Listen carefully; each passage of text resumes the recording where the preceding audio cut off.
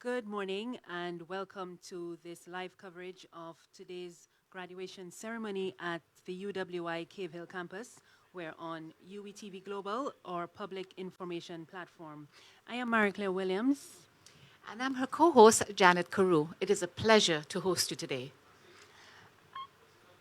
And of course, we want to thank you, our audience, for tuning in, whether you're joining us via UWITV Global or Flow Evo or Facebook. And we also have some news to share with you this morning, and that is that you can now access UWITV on Flow's Blue app. So you can simply download the app for free from Apple Store or Google Play Store to enjoy access and to watch the upcoming graduation ceremonies from all our campuses across the university community. And we are delighted to be able to offer this to our students and their loved ones who may be on the move today, and you may not be able to access the graduation on your traditional television or on the website. Download the app today, and you can take that graduation on the move and all other programming from the UWITV. So, Janet, what we have happening here this morning is today we have 1,346 of our students will be graduating from the UW Cable campus today. And they are from the campus's 7 faculties. And there will be 2 ceremonies. The first one will begin shortly at 10 o'clock, and the second will be at 5 p.m. Yes, and what we see right now is our academic procession, and this is led by the marshal. And on the left of him is Anthony Hinkson from the Human Resources Department. It's also in the procession our academics from the various faculties, and as you can see on your screens, we also have the Guild of Students, our student governance representing body. In the forefront, we can see, or in the background, we can see some of our academics now following behind. And the red gowns are being worn by the Guild of Students. They make the decisions for our student body, including, advocating on the students to the university administration. So we can see right now, for example, Dr. Heather Harewood, and she's from the Faculty of Medical Sciences, one of the faculties that will be graduating today.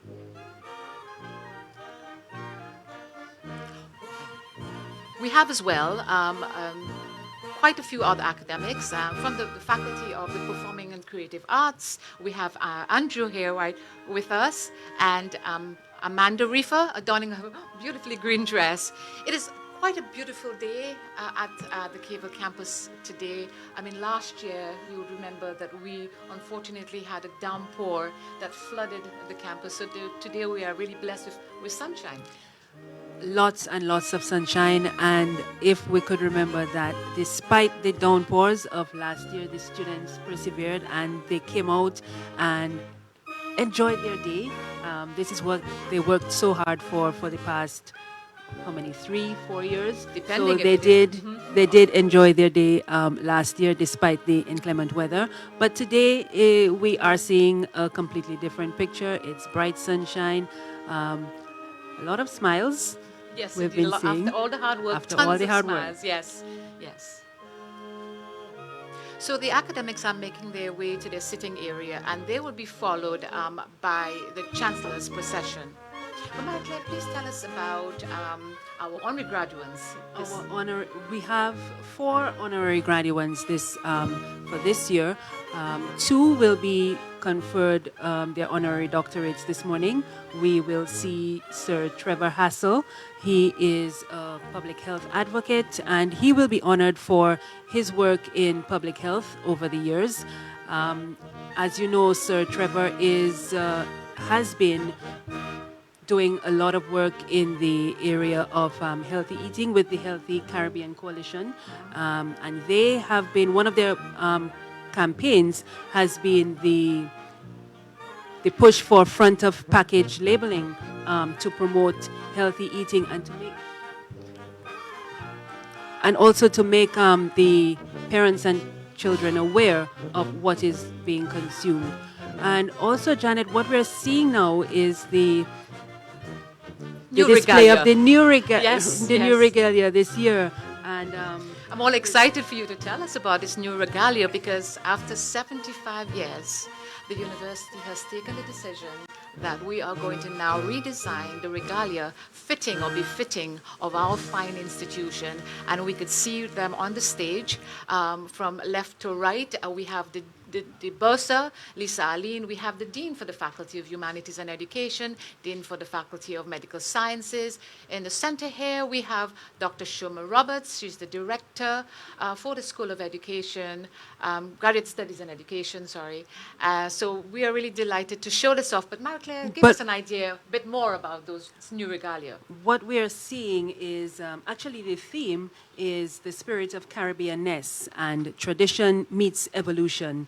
And just to describe the new regalia, we're seeing at the front, it is a high quality velvet beefeater with handmade multicolored tassel featuring the signature of the patrons of the UWI's 5 campuses.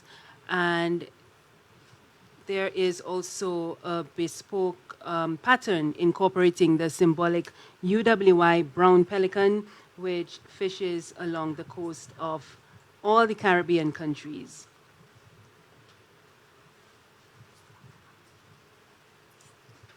So this, and you can see it on the screen again, Janet, The new regalia. Yes, the new Yes. regalia. Very much in keeping with what we call the Caribbean-ness. The colors capture the colors of the campuses. And for those of you who are not aware, the Cave Hill campus uses yellow as its feature color. The Mona campus in Jamaica uses red. St. Augustine, whose graduation is next week actually, and they will actually be hosting 6 graduation ceremonies as of next week, their feature color is blue. And our first graduation ceremony was last Saturday, held in our newest campus, and that was at the 5 Islands campus in Antigua and Barbuda. And so this is the second of 15 graduations that we will be hosting here at the University of the West Indies. And I believe the 5 Islands campus, there were over 100 students graduating from that campus last week. And like you said earlier, this is our newest campus. So it is slowly growing. It is gradually growing, sorry. And we are seeing students from several of the Caribbean countries enrolling at the 5 Islands campus. So, most recently, the 5 Islands campus, in our first graduation ceremony of the UWI, most recently that campus hosted an AI conference with great focus on what's happening in the area, whether it be from medicine to business to education. And it was very timely, Marie-Claire. And our youngest campus hosted that conference. So we were very excited, and all of that content will be available to you on UWITV. So I encourage you to continue to tune in, not just for graduations, but everything else happening at the 5 campuses of the UWI. And also on the Blue app. Yes, indeed. So we're now waiting on the Chancellor's procession, and now we see the arrival of the President, Dame Sandra Mason, the President of Barbados.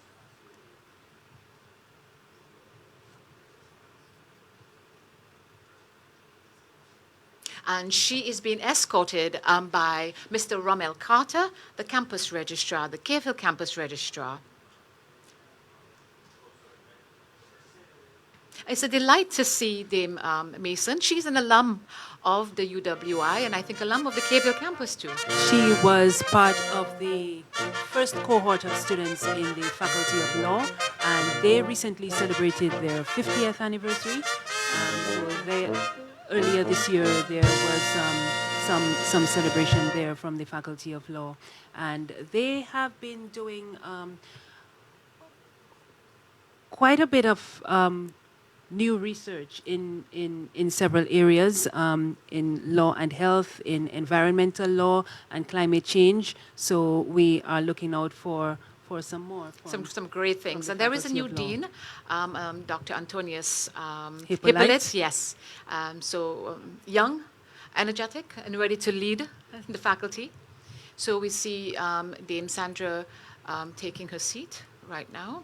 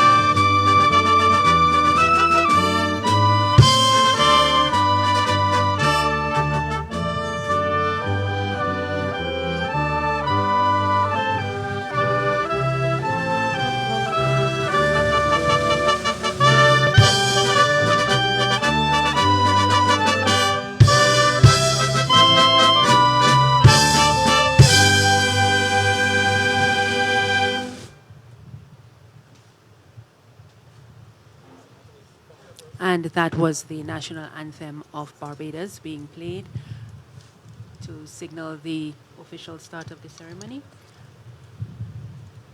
Next we shall see the Chancellor's procession. Today's graduation ceremony will be presided over by Chancellor Dr. the Honorable Doddridge D. Miller, and it will be the second graduation ceremony that he will be presiding over as the new Chancellor of the University of the West Indies.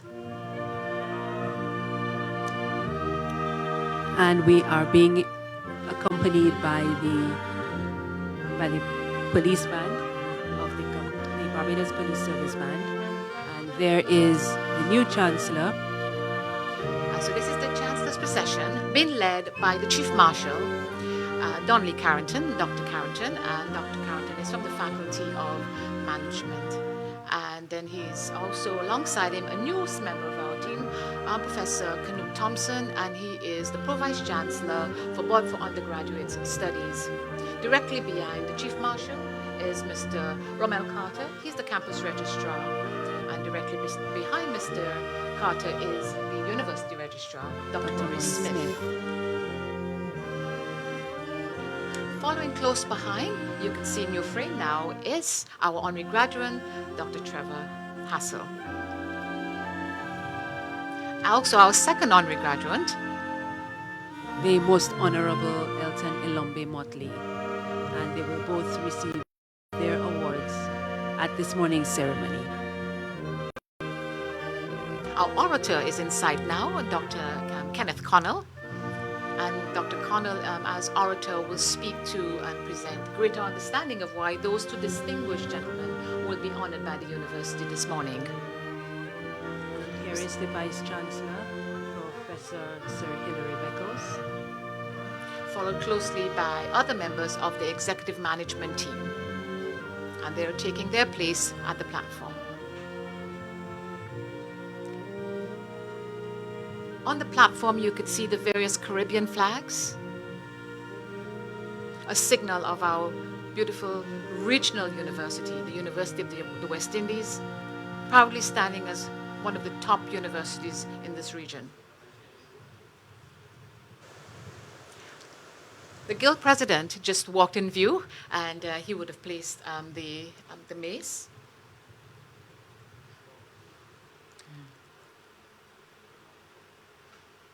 So Mr. Carter is getting ready to present those scrolls, and he's going to literally be handing a scroll to everyone who walks across the stage. Sandra and Prunella so he will be very busy today. President of the Republic of Barbados. We go live now, Members Mr. of Miller. the Cabinet, Vice Chancellor, Professor Sir Hilary Beckles, Chairman of Campus Council, Mrs. Tricia Tannis, Pro-Vice Chancellor and Principal, Cahill, Professor Clive Landis, honorary graduates, the Most Honorable Elton Dighton Elombe Motley, Sir Trevor Hassel, and their spouses, other members of the Platform Party, members of the Diplomatic Corps, members of the Judiciary, members of the House of Assembly, members of the alumni, graduating class of 2024, specially invited guests, members of the media, ladies and gentlemen, good morning. Congratulations, class of 2024. Today you stand here with fellow graduates, family and friends to celebrate a significant milestone in your lives.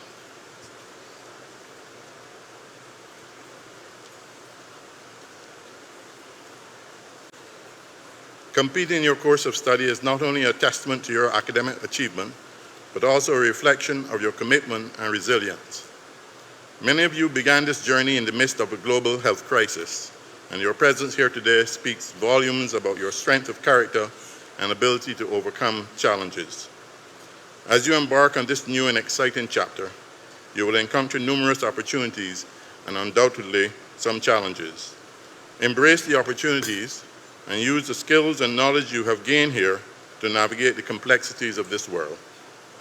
Dream big and think with an open mind. Throughout your academic journey, you have been exposed to information that allows you to see the world through a broader lens. The examples and illustrations you have encountered during your study are not just theoretical props designed for the purpose of obtaining a degree. Rather, they reflect a real interconnected world, the afterglow of the consciousness of millions of people going about their daily lives. Your local environment is part of this larger global space, where events and decisions made thousands of miles away can have a significant impact locally. Be assured that the knowledge you have gained at the University of the West Indies has prepared you to meet these events with confidence, whether they originate locally or are influenced by global circumstances. Approach each issue from a broad perspective, even as you plan and act locally. I was recently asked, why is the university pursuing a global strategy when there are enough local problems to be addressed? This question isn't new. In a different setting, while discussing the merits of global thinking with local executives, a similar question arose. Why not focus on our local issues since we are not competing globally? To answer the question, I borrowed from a distinguished US university professor who shared a perspective with his class on the necessity of global thinking. The example he chose was taken from a normal everyday activity, and he demonstrated how globally we are even as we act locally. He suggested, consider that in this interdependent global economy, an American might drive to work in a car designed in Germany, assembled in Mexico by Daimler Chrysler, from components made in the US and Japan, fabricated from Korean steel and Malaysian rubber. He may fill the car with gasoline at a BP service station owned by a British multinational company. The gasoline could have been pumped from a well off the coast of Africa by a French oil company, transported to the US in a ship owned by a Greek shipping line. While driving to work, the person might talk to his stockbroker on a Nokia cell phone designed in Finland, assembled in Texas, using a chipset produced in Taiwan, designed by Indian engineers working for a firm in California. He could instruct his stockbroker to purchase shares in Deutsche Telekom, a German telecommunication company transformed into a global entity by an Israeli CEO. He may turn on his car radio, which was made in Malaysia by a Japanese firm, to hear a popular song composed by a Swede and sung by a group of Danes in English, who signed a record contract with a French music company to promote their record in the US. The driver might then pull into a drive-through coffee stall run by a Korean and order a latte and a chocolate-covered biscotti. The coffee comes from Brazil, the chocolate from Peru, while the biscotti were made locally using an old Italian recipe. This, the professor contended, was the essence of a globally connected world. This was the world in 2004, and while much has changed in the 2 decades, it remains the world we live in today. Nokia is no longer the mobile phone of choice. Chrysler has been spun off from Daimler, which has since rebranded to Mercedes, and our taste in music may have evolved. However, the need to view the world as a large, interconnected global space is as relevant today as it was then. This example was of an American going to work, but with minor adjustments, the example could easily apply to Barbados.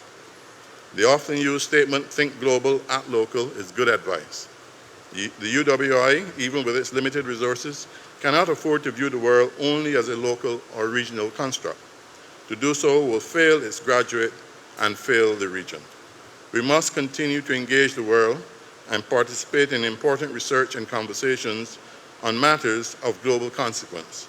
By doing so, we will continue to produce graduates with an academic competence and the critical thinking and strategic thinking to operate in any environment of their choosing. You, the members of the graduating class of 2024, are the beneficiaries of this global thinking. This paradigm was exemplified right here at the Cave Hill campus with the recent groundbreaking launch of the world's first vehicle powered by renewable natural gas derived from sargassum. This remarkable achievement demonstrates that addressing local challenges can indeed have a profound global impact.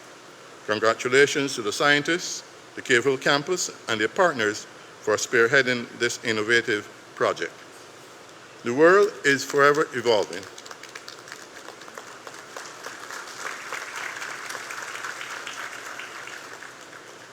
The world is forever evolving, and on that point of evolution, I note that coinciding with this year's graduation ceremonies and the theme celebrating Caribbean legacy, a kaleidoscope of resilience, new and modern academic regalia has been introduced for the principal and campus officers to wear at formal ceremonies. The academic regalia at UWI was first introduced in the 1960s. The most recent design was decades old, and after consulting with our university community, these redesigned gowns you see today better represents our Caribbean identity and symbolize yet another break from colonial ties. I hope this initiative inspires you and reinforces that you're part of a vibrant heritage that refuses to accept the status quo. Embrace this moment, stand tall in your achievements, and let your resilience and success light the path for future generations. Your journey of growth and learning doesn't end today. It merely evolves into new chapters. As your alma mater, we are committed to supporting you through every phase of this continuous evolution. Carry forward the spirit of resilience and innovation, and know that we look forward to witnessing and contributing to your future successes. Finally, stay curious and continue to seek knowledge and personal growth. Above all, use your talents and abilities to make a difference. Go forth and make us all proud. Congratulations again on your significant achievement, and may the light continue to shine from the west. Well done, class of 2024.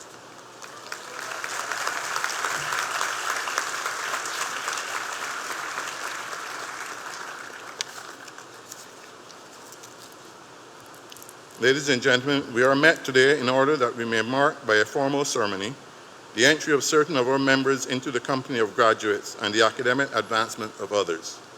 As a university, we are an academic society of undergraduates, bachelors, masters, and doctors, and we follow the academic tradition in the pursuit of knowledge and the encouragement of learning, purposes which are laid down in the preamble to the Royal Charter by which we have been granted the powers needful for the prosecution of our affairs. In pursuing these aims, our members advance from time to time to a higher standing in the academic community, and it is proper that as a body we should celebrate their achievement. It is marked by the granting of a degree or diploma or certificate, and we rejoice with them on their advancement.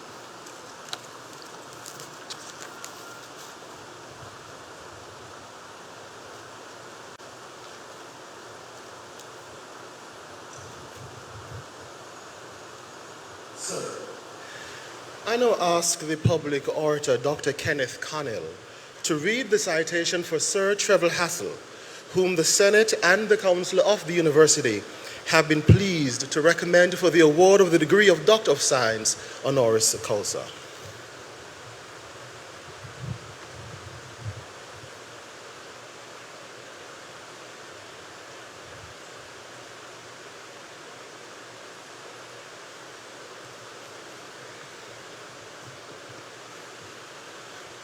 Chancellor, permit me to introduce to you the greatest catalyst of public health in our Caribbean space in the last 2 decades. This scholar, educator, institution builder, and medicine man represents a humanized coalition, a healthy Caribbean coalition of talent that painted a legacy of service across this landscape. One of 8 siblings, Sir Trevor Hassel, was not ordained to assume a role of public health specialist, but was baptized to be a medical doctor from early childhood. At the Crumpton Street Institution, his passion for public service was driven largely by discipline of the Boy Scouts Association, heavily influenced by his history teacher, the late Ralph Mann, and his religious studies teacher, the late Reverend Sinclair Tudor. He was an eager receptacle for the values of sound morals, which they poured into him. It is rumored, Chancellor, that the man before us could have very well been cloaked in different garb due to the influence of Reverend Tudor. We would have been more blessed by this, but alas, it was short-lived. From an early age at Harrison College, he became a student club master, and so literally, the mastery of strong leadership began. His clinician role at the Queen Elizabeth Hospital in Barbados was not sterilized clinical practice. It was modified by practice-driven research to improve care. We refer to this now as translational research, but Sir Trevor's transitional role at the Gemets Lane Health Institution was meteoric, with the establishment of such innovations as the development of the Department of Cardiovascular Services at the hospital. He held the position of Adjunct Professor of Medicine at the University of the West Indies Cayfield Campus, Barbados, and Honorary Consultant Physician and Cardiologist, Queen Elizabeth Hospital. He is Fellow of the American College of Cardiology and Fellow of the Royal College of Physicians of London, United Kingdom. He left the Mecca of Caribbean medical education at the Mona campus and headed across the pond to the United Kingdom to do postgraduate training to qualify for membership of the Royal College of Physicians, MRCP. Chancellor, we can discuss his passion for family over lunch, quite like the weekly Hassel clan ritual of family lunch, who, as geographically dispersed as they are, all including the twins, gather on Zoom for family lunch. His union with his wife for more than 60 years may very well rival his strong passion for medicine.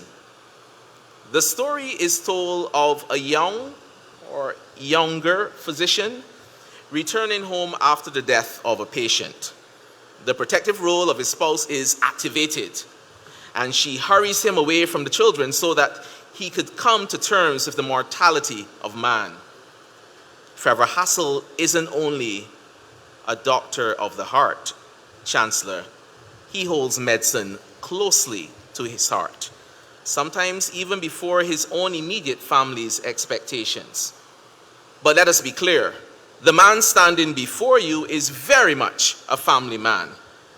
The family roots date back to his grandfather in Saba, but his family tree grew in Barbados on the scenic South Coast. The Eric Hassel and Son group of companies, a family business, is now a matured adult in its 4th generation.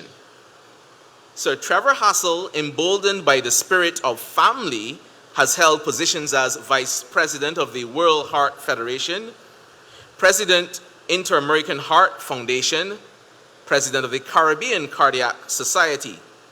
He is founding President of the Heart and Stroke Foundation of Barbados in 1995, renamed in 2006 the Heart and Stroke Foundation of Barbados, Inc., in its overall efforts to combat cardiovascular diseases in Barbados.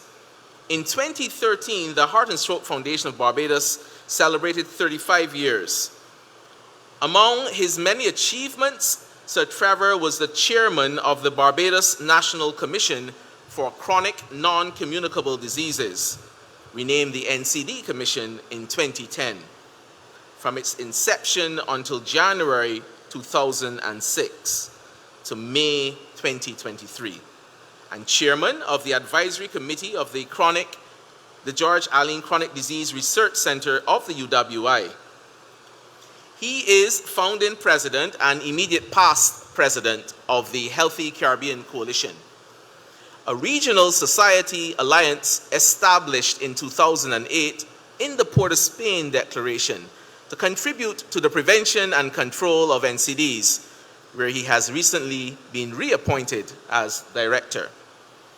In 2015, Sir Trevor became a member of the World Health Organization Global Coordination Mechanism on the Prevention and Control of NCDs, GCM-NCD Working Group, on how to realize government's commitments to engage with the private sector for the prevention and control of NCDs.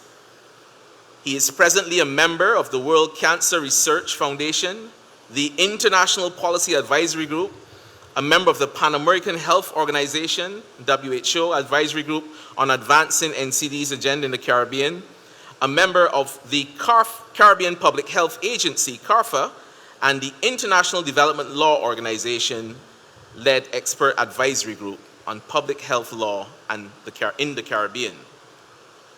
Chancellor Sir Trevor's many accolades include his appointment in 2013 to the Order of Barbados in the grade of Gold Crown of Merit, in recognition of his outstanding contribution to the medical profession and to the cardiac unit at the Queen Elizabeth Hospital, Barbados, in particular.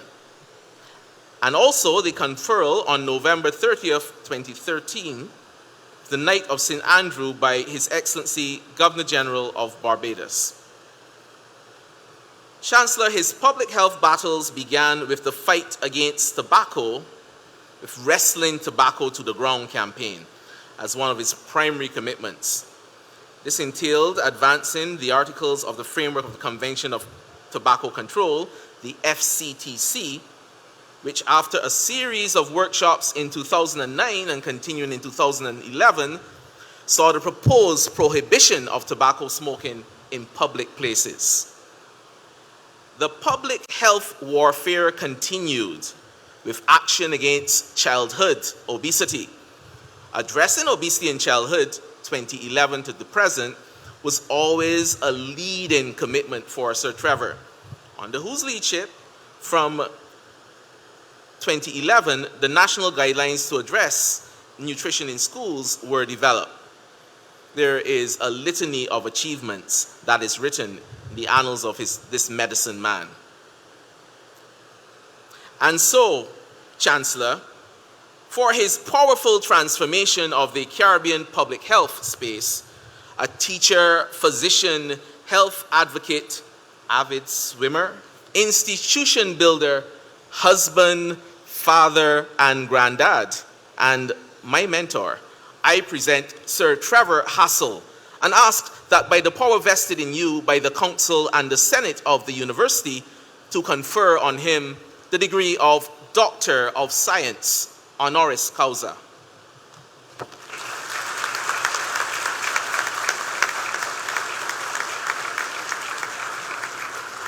Trevor, by the authority vested in me by the Senate and Council of the University, I now confer upon you the degree of Doctor of Science, honoris causa of the University. Very well done. Congratulations.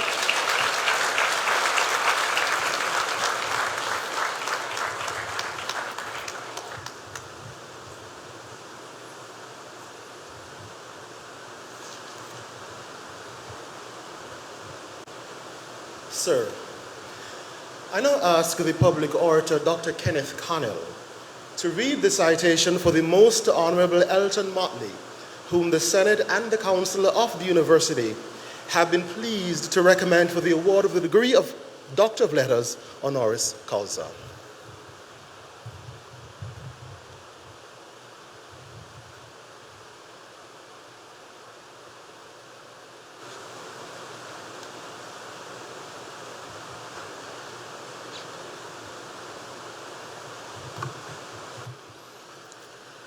Chancellor, I present you a man who has explored, interrogated, and redefined the cultural landscape of this small rock, and indeed the Caribbean region. And today, the distance between Accra and Accra is culturally much closer. The Most Honorable Elton Dighton Babet Elombe Motley is a cultural activist and icon who has dedicated his life to unshackling our thoughts of who we are as a people, transforming on a global stage, but moving to the beat of our own drums. This rhythm has the potential to reverberate a republic into a cataclysmic movement towards our cultural soul. Chancellor, picture this. The festival stage is on fire with lyrics can done, as masqueraders traverse the stage in a cobblepot of excitement. A 7-year-old boy is captivated by the mix, but is confused as to how this cultural display is part of his DNA and what the authenticity would mean for his generation. Elombe Motley has dissected this space and has legitimized the pageantry as ancestrally inherited as the blood that flows through our veins. Elombe Motley was born on May 8th, 1938, as the third child of Ernest Dighton and Ruby Motley. He grew up with his siblings, Dine, Elliot, and Callie. The young Elombe received his secondary school education from Harrison College and showed a strong passion for the sciences, chemistry, and biology. This initially piqued his interest in medicine, but alas, this was short-lived. At the age of 17, he continued his educational journey in North America, first at St. John's College, University of Manitoba in Canada, initially to study medicine, but swiftly changed to accounting. In 1966, he earned a Bachelor of Science in Accounting and Finance, and later became, in 1971, a UWI alumnus to the left of the stage of the internationally recognized Faculty of Law here at the Cave campus, the UWI. Not only is Elombe Motley a titan in the cultural sphere, but he's also a highly respected media practitioner, dedicating almost 6 decades to this craft. He started Black Knight with Keith Payne, whose father had a shop in Baxter's Road, and with Brother opened a theater-style platform for their first events. This, Chancellor, was a takeoff point for the creation of a cultural center. The next phase was crafting a sales pitch to build a theater behind his house. With the researching skills of an accountant, he costed the amount to the building, to build a theater, of all things using telephone poles. But Elombe wanted a living stage, and this required skilled practitioners. He looked to the south, to the African continent, and researched how much it would cost to bring a drummer and a dancer to come to Barbados for 2 years. Thus, with slightly more than 10 pieces of silver and more like 50,000 Barbados, he secured funding for the establishment of Yoruba Yard Barbados, a company he founded to champion the rich tapestry of Barbadian culture. In the early days, he was joined by another honorary graduate of our great university, Dr. the Most Honorable Anthony Gabby Carter, who performed at Yoruba Yard on his return from living in New York. But Chancellor, Yoruba Yard did not go down well by Babylon. It is rumored that there are documents indicating heavy surveillance of this suspicious cultural upheaval in a neo-colonial Barbados. Chancellor, consider the fortuitous circumstances. Yoruba Yard was located a stone's throw from 2 major media houses, The Nation and the Barbados Advocate. This allowed for easy coverage, shall we say, of cultural events, and so a relationship with the media developed. Then Elombe Motley was soon called to serve as Director of Culture at the Barbados Ministry of Information and Culture 1982 to 1984, and as director of the National Cultural Foundation, NCF, 1984 to 1986. Let us then look towards Haggett Hall and the erection of the first larger-than-life-size statue in Barbados of General Bussa. Haggett Hall is more than a stone's throw away from Trafalgar Square, the preferred location for the statue, which was not far from the statue of Lord Nelson. What a contrast this would have been, Chancellor. A slave owner in close proximity to a freedom fighter. Coincidentally, history will reflect that relocation of the same Lord Nelson statue occurred under the political leadership of another Motley. As a consultant, Mr. Motley has worked with CARIFORUM on the developmental plans, policy, cultural festivals, and with government ministries responsible for culture and tourism in Barbados, Guadeloupe, and Jamaica. His consultancy work with private entities has included West 104 Radio in Jamaica and GPD and G Hertz Company in Florida, researching telecommunications and culture in the Caribbean. Chancellor Ilombe Motley has focused on topics of regional importance and flavor. He has covered everything from music to politics to cultural issues. His programs have explored cultural linkages between various cultural subgroups, focusing specifically on diasporic legacy of Africa in the Caribbean, and how this inheritance is illustrated by cross-influences through different modes of expression, such as music and literature. His interview programs have featured personalities active in different business, civil, and academic settings. Throughout his illustrious career, Mr. Motley has curated diverse books spanning drama, dance, musicals, educational films, and art exhibitions. He is a prolific writer. He has authored and published several books on Barbadian culture and poetry, namely Identities, Volume 1 and 2, Better Must Come, Volumes 1 and 2, and Cover Your Bucket, an exploration of stick licking in the Caribbean. He also published 2 books of poems, The City and Night Song. Additionally, he has produced recordings of oral history and music and is known for his album collection. Ilombe knows every album in this collection. Even in the middle of a hurricane, he insisted that his albums must travel with him, come hell or very high waters. Ilombe Motley's unwavering commitment to culture has not gone unrecognized.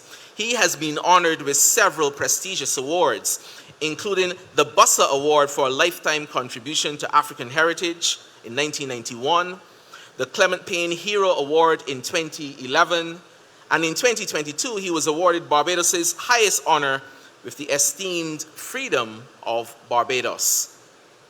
A multi-dimensional personage of history, culture, and media and the arts, Ilombe Motley is also a man who loves deeply.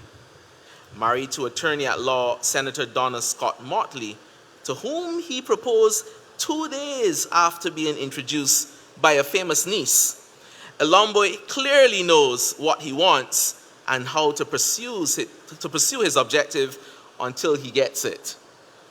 And so, Chancellor, for a cultural giant who has indigenized both our physical and mental landscape, from Yoruba to Kadumans, and with the precision and ancestral passion of a true son of the soil, I present the Most Honorable Elton Ilombe Motley and ask that you, by the power vested in you by the Council and Senate of the University, to confer on him the degree of Doctor of Letters, honoris causa.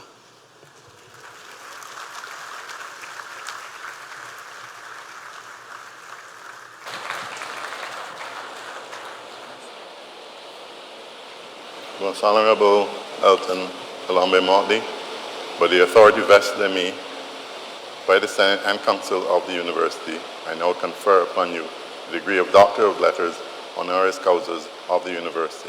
Congratulations. Very well done.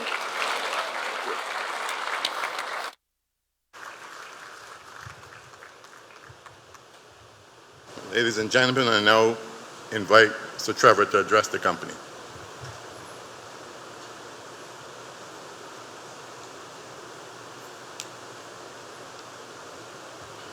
Good morning. What a wonderful coming together this is. You know, I wish that each and every one of you could have this view that I am having at the moment. It is absolutely beautiful and one that we as Caribbean people should celebrate. I therefore start my remarks by inviting all of you to give a loud round of applause for everyone who has made this coming together possible.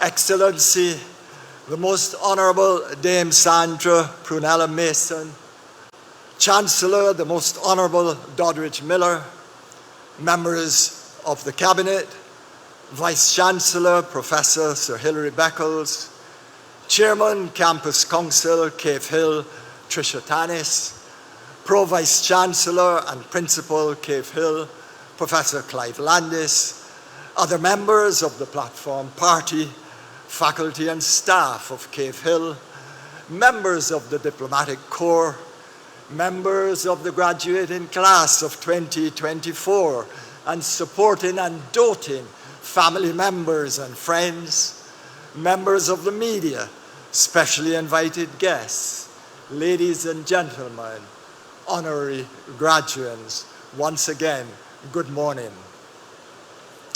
First, let me say what a tremendous pleasure and honor it is for me to be with you this morning, to be recognized by my alma mater and invited to be guest speaker at today's graduation ceremony.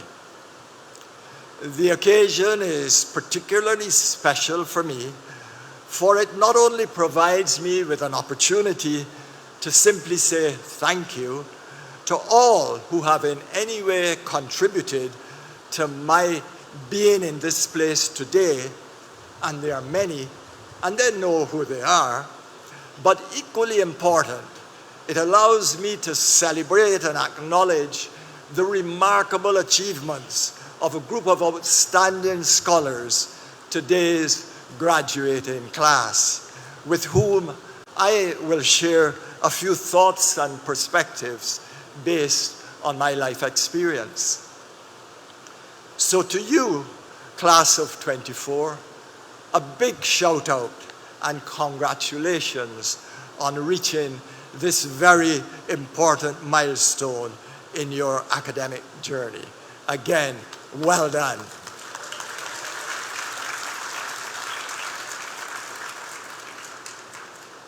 A few weeks ago, reflecting on what I should discuss with you today, I decided after a chat with a former mentee of mine, one of your lecturers in the Department of Medical Sciences, to begin by drawing on my recollections of my first attendance at an event such as today. It was a valedictory service held at the University of the West Indies in Jamaica in 1965, when I graduated as a young, insecure medical doctor, unsure of what the future held. On that occasion, 60 years ago, the address at the valedictory service was given by Dr. Martin Luther King Jr., who made two observations that significantly impacted my academic, professional, and personal life. The first from Dr. Martin Luther King Jr. was that, and I quote, "No individual can live alone. No nation can live alone. We are all interdependent." And secondly, and I quote, "He who gets behind in a race must forever remain behind or run faster than the man or woman in front." These are themes that I have often shared at my weekly family Sunday lunches and are therefore very familiar to members of my family, some of whom are in the audience this morning, including my wife of some nearly 60 years, and I pay tribute to her.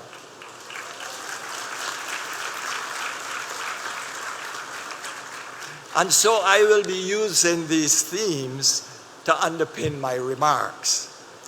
But first I wish us to fast forward today when, as you members of the class of 24 celebrate your successes, I want you to pause for a moment to celebrate your alma mater, one of the top 100 universities in the world.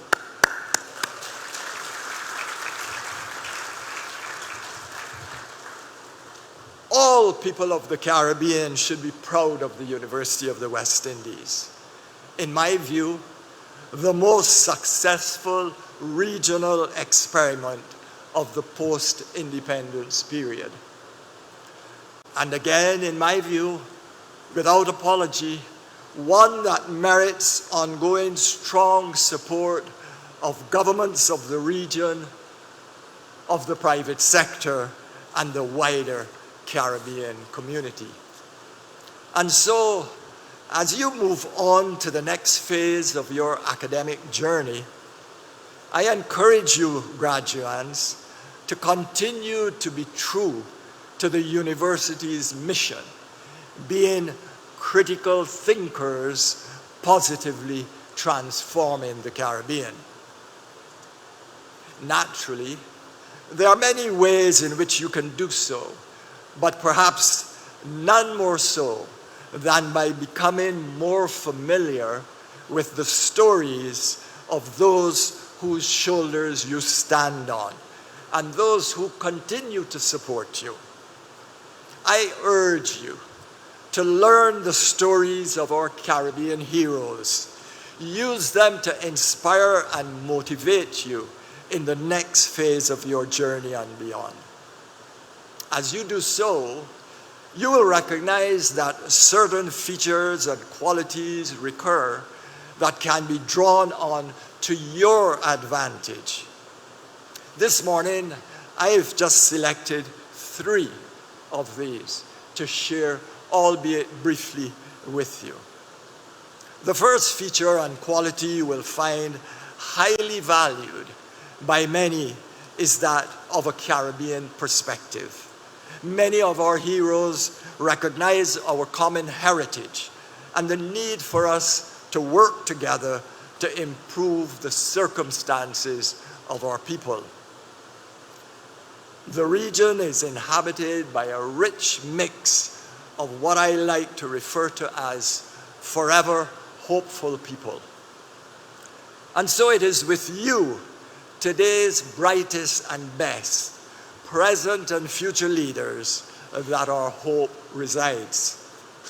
Unfortunately, our region continues to bear the economic, political, and psychological scars of the past, and is increasingly challenged by the impacts of climate change, the socio-economic impact of chronic non-communicable diseases, the fragility of our economies, and the epidemic, yes, an epidemic of crime and violence affecting particularly too many of our youth. Our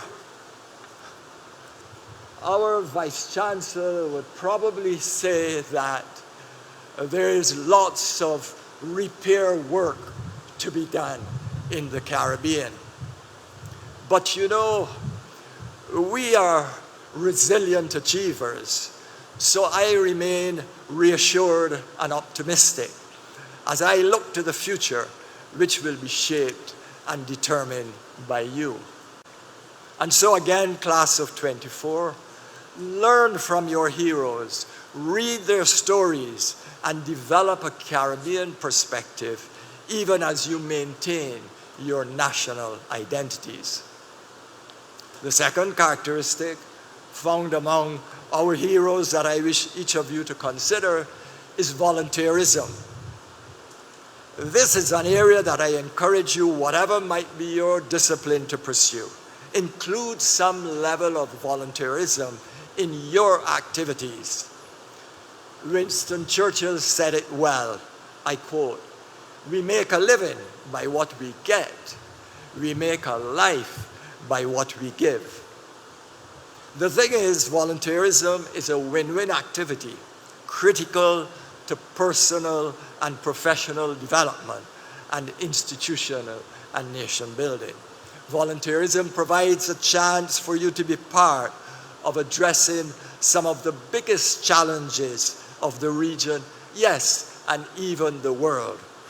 Volunteerism, more than any other, allows us to walk the talk, acting in accordance with our beliefs and values. The third trait or feature highly valued and exhibited by most of our heroes and many others is hard work and perseverance.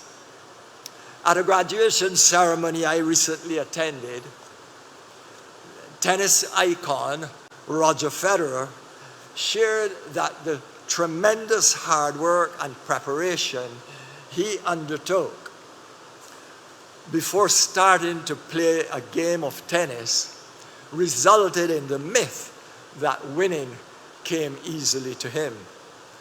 The reality is that hard work is necessary to achieve any goal or dream.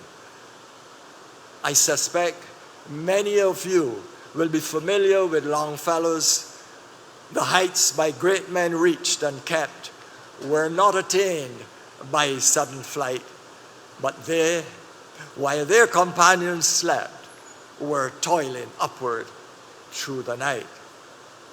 This is as true today as when it was written some 200 years ago. The kind of person you become largely depends on the amount and type of work that goes into your life. Hard work ultimately builds good character traits such as resilience, patience, discipline, and integrity. For my own part, tremendous hard work and perseverance, a lifetime of volunteerism, and strong Caribbean and national identities are important aspects of my story. And so, at this point in my conversation with you, the class of 24, I'd like to share a short list of a few life lessons that I have recognized as valuable and sought to adhere to on my own life journey. Perhaps you may find one or two of them to be of some value. I will not expand on them, since I do not wish to delay you more than is necessary from what for each of you is the really important part of today's function, your walk across the platform to receive your recognition for the last few years that you have spent here at Cave Hill. And so here is the list. Change is inevitable. Embrace it. Be passionate. Dream big. Be creative. Do not be scared to fail. Be true to yourselves. Make your own unique story. Take responsibility. Have integrity. Be caring and happy. And value family. At the valedictory service I referenced earlier, Dr. King pointed out to us in his address that, and I quote him, "Doors are opening all over the world that were not open to our mothers and fathers And the great challenge facing us is to be ready to enter these doors as they open. This morning, I wish to add to Dr. King's statement and emphasize that you should not wait for doors to be opened, but you should open them yourselves. For your experience at this university has placed you in an excellent position to do so. And so, my final call to action to each of you graduating today is to somehow stand before the opportunities of the moment and face the challenges of the hour with the highest degree of self-awareness. This is your time, your moment. Grasp it with both hands. I thank you.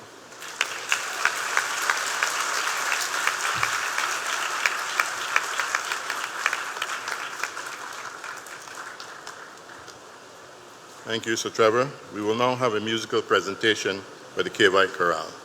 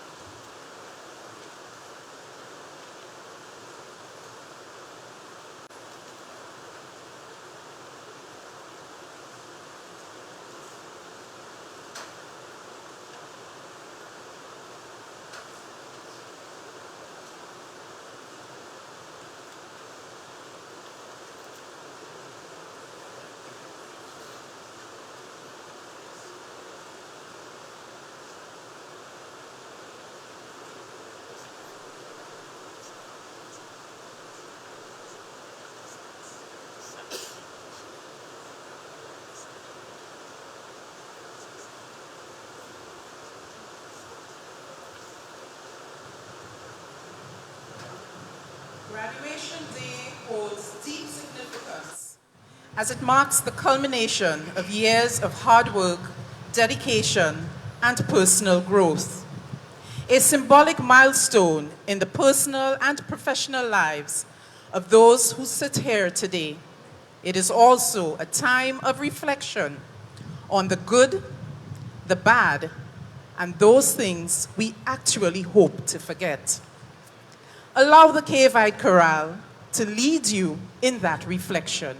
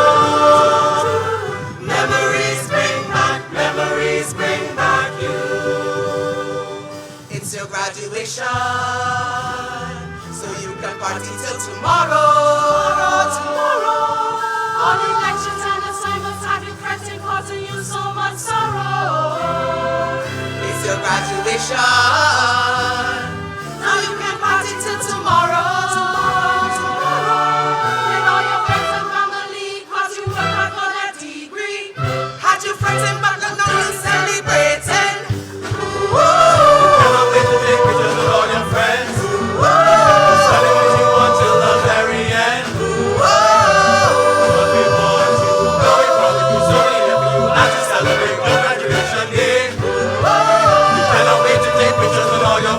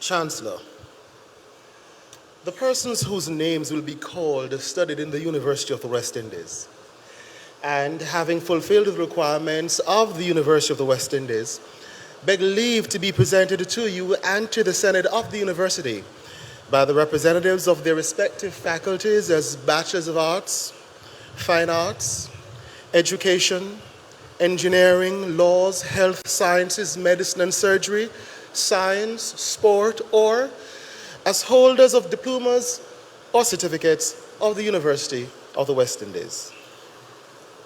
Sir, the Dean, Faculty of Culture, Creative and Performing Arts, Professor David Akambo.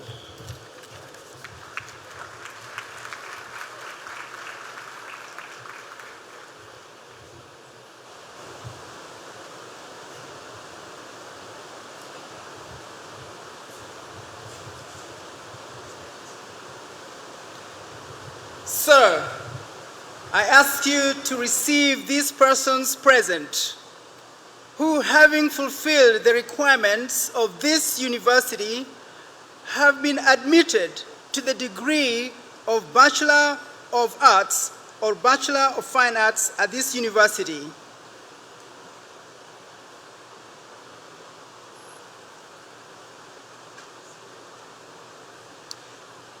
Raylicia Andrews.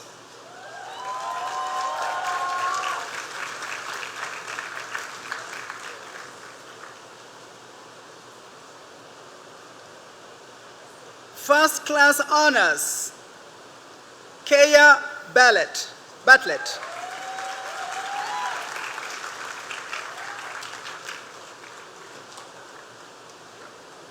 Christina Best.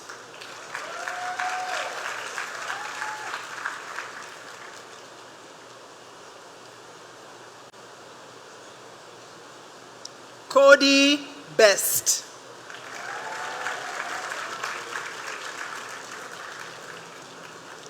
Adaye Branford Ben.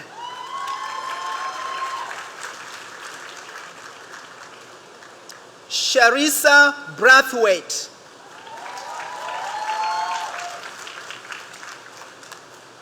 First class honors, Helen Carnegie Prize for the Creative Arts, Ronetta Bunton.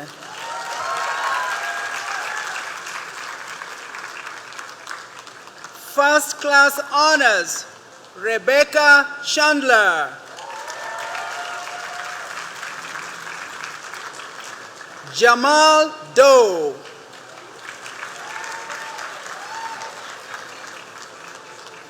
First class honors, Keisha Dorridge.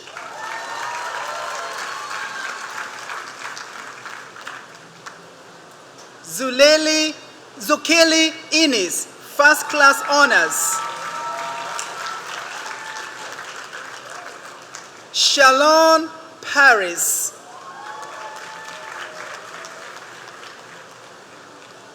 Ariel Rock.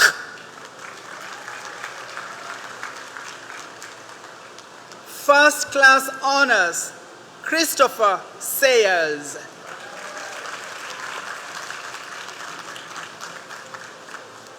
Kayela Wall.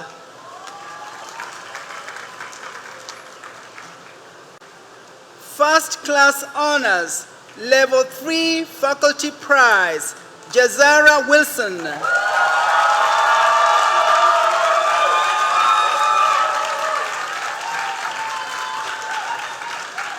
First class honors, Kiara Harper.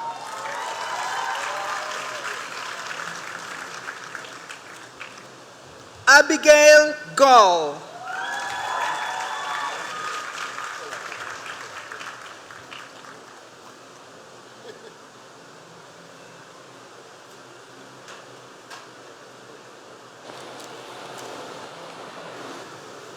By the authority vested in me, I receive these persons whose names have been called as graduate members of our society and confer certificates of this university.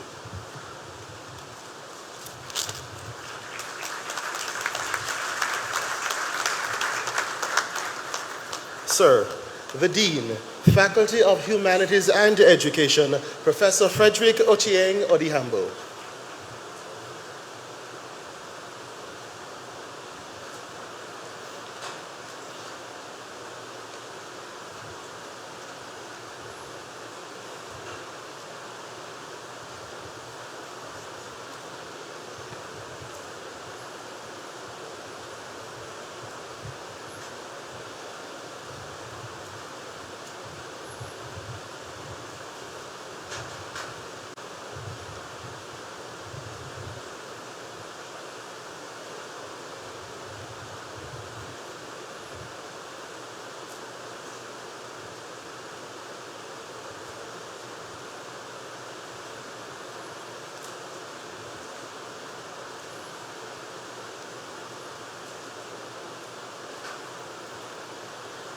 Sir, I ask you to receive these persons present who, having fulfilled the requirements of this university, have been admitted to the degree of Bachelor of Arts of Education of this university.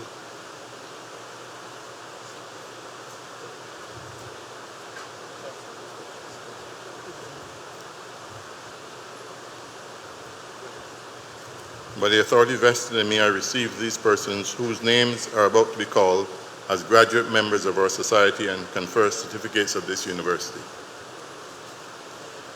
For the Bachelor of Arts, Abraham Alexander.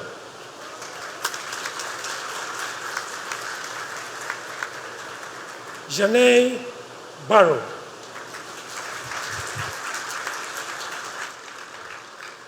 Randy Batson.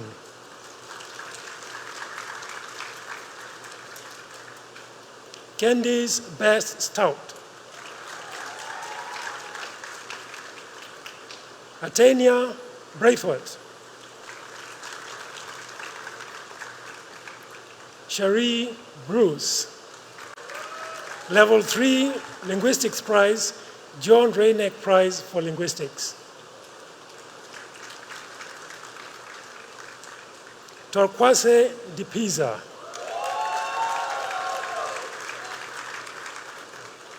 Jessica Gibson. Cherise Gift.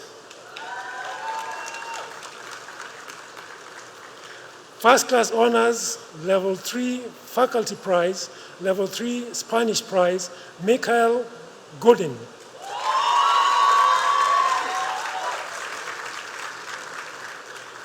Erica Harris Marlin.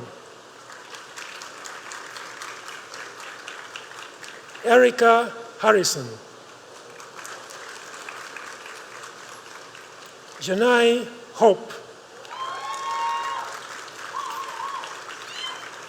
Laura Holder.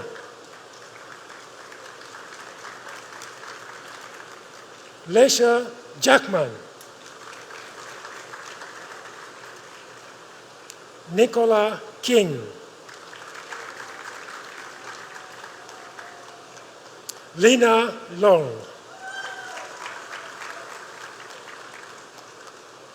Carissa Moore.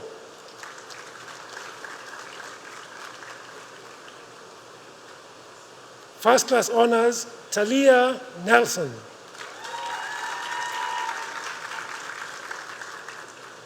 Chelsea Osborne. Zoe-Marie Parsanlal.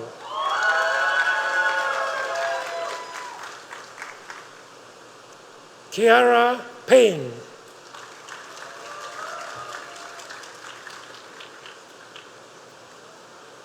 First class honors, Nolani Pelgrim.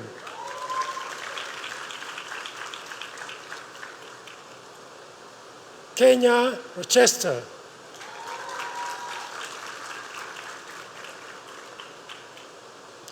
First class honors, level 3 Literature and English Prize, Gabrielle Gay Award for Excellence in English Language, Danielle Small.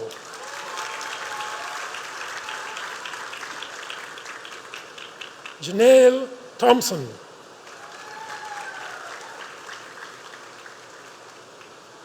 Kiana Thornhill, Nerese Thorpe, Ryan Williams, Kamal Wilson, Gabrielle Yearwood, Dalisa Alsop,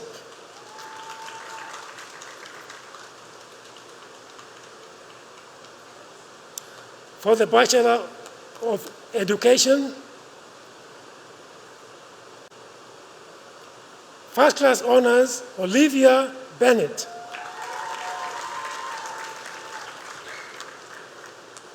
Christina Blackman, Jasmine Brathwaite, Aishana Broadbelt, Marisa Bryant,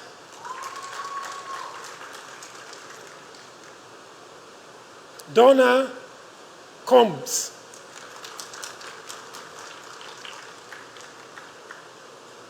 Atika Franklin, First Class Honors, Vanya Edwards, Zoe Griffith, Anissa Gams,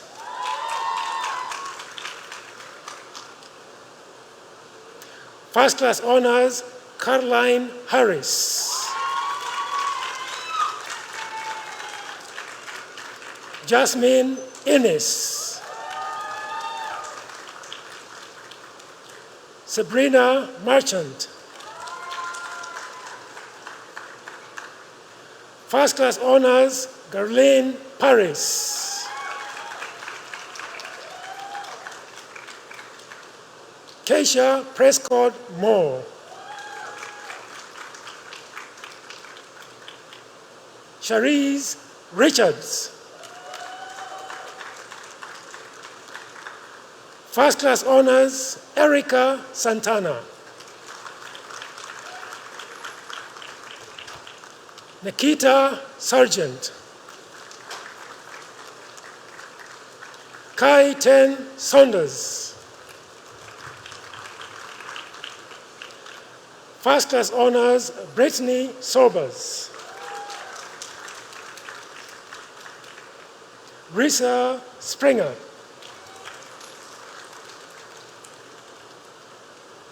Michael Thornton Sargent, Kendra Waith, Krista Ward, Catherine Wilker, First Class Honors, Patrice Worrell, Asha Yearwood,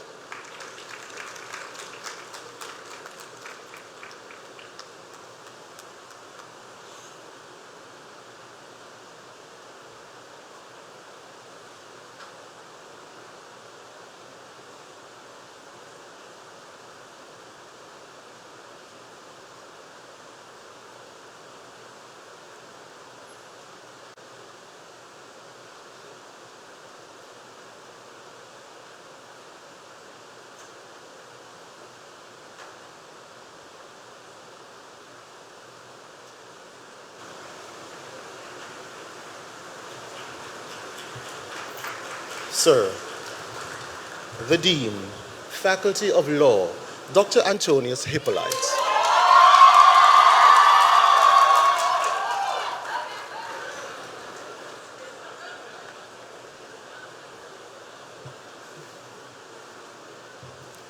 Sir, I ask you to receive these persons present who, having fulfilled the requirements of this university, have been admitted to the degree of Bachelor of Laws of this university. by the authority vested in me, I receive these persons whose names are about to be called as graduate members of our society and confer certificates of this university. Sarah Ali.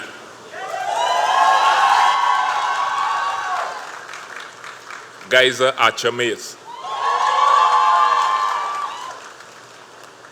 Acacia Augustine. Erica Bainfield. With first class honors and recipient of the Melanie Christian Prize Foundation Prize in Intellectual Property Law, Haley Bannister. Annette Campbell Harper. Isaiah Clark. Zanik Crook. Ariane Cumberpatch.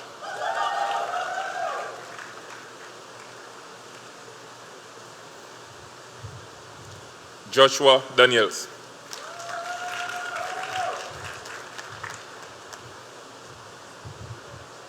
Kyla Dean.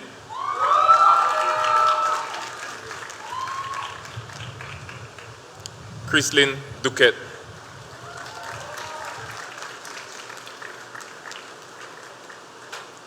Renette Dimot.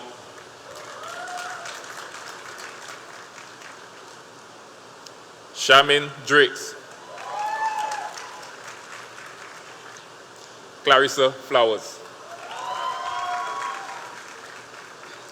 The Justice Nicholas O. Liverpool Prize in the Law of Trust, Emmanuel Francis.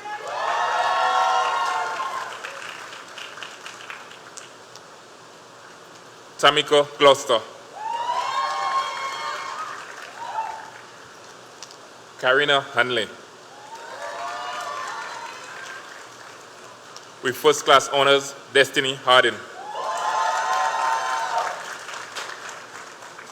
Marla Hill.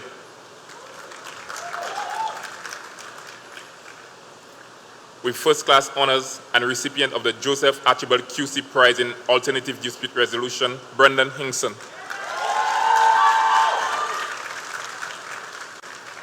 Pamela Holder. Kerisha Hoyt.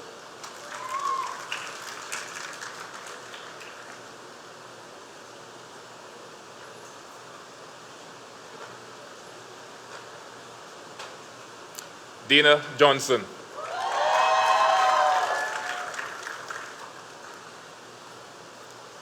Renata Johnson.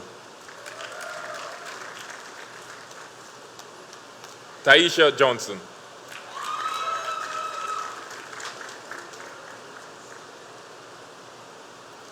Virginia Jones.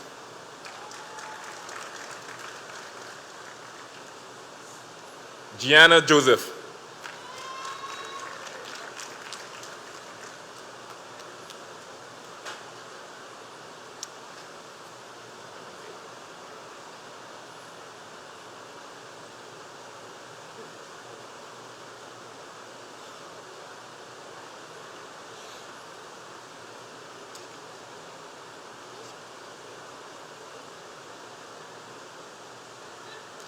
Cassidy Karim.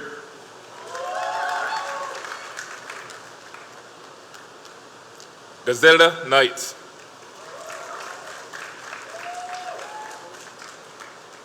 With first class honors and the recipient of the Jack Dare Prize in Company Law and the Bar Association Prize for Part 3, Khalil Kotdiwala.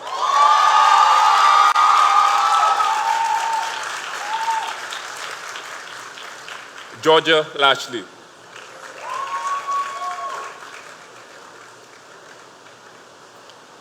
Joan Lavia.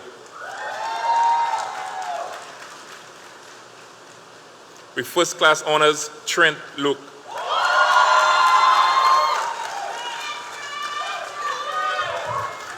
Ashley Lithcott. Kelsey Mason. With first class honors, Daria McMeo. Caris Mooney. Danica Mullin Haynes.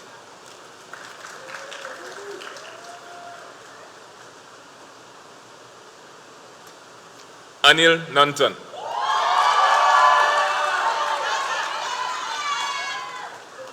Davina Phillips.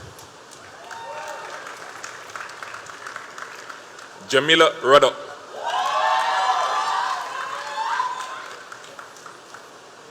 Alexia Samai. Javon Skinner.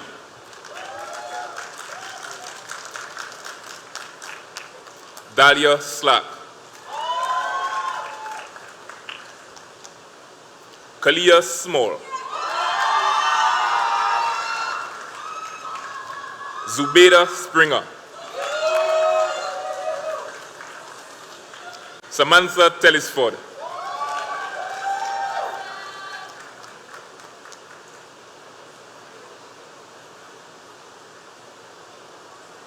With first class honors, Ramona Van Loo.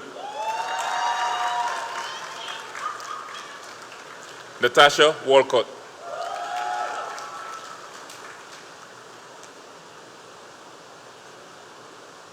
Amani Williams. With first class honors, Malik Wilson.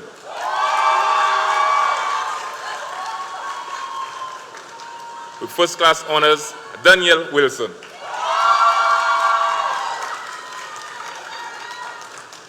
Shauna Yearwood. Edwin Paulette. Dinick Walker.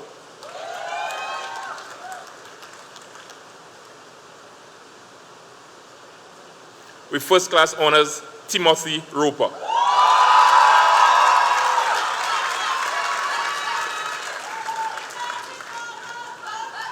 Amber Hunt.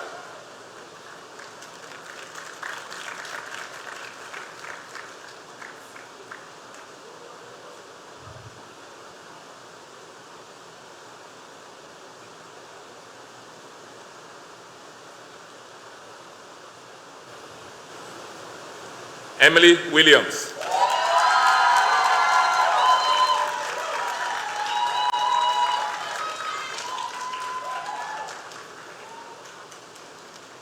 Khadija Austin.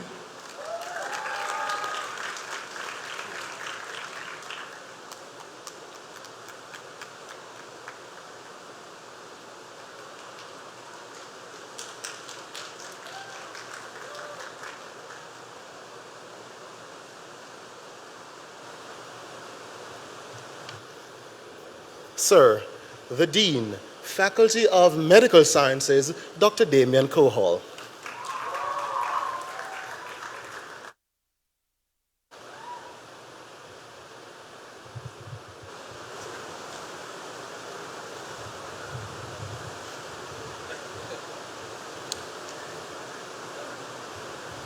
Sir, I ask you to receive these persons present who, having fulfilled the requirements of this university, have been admitted to the degree of Bachelor of Medicine, Bachelor of Surgery, Bachelor of Health Sciences, BSc Pharmacy of this university.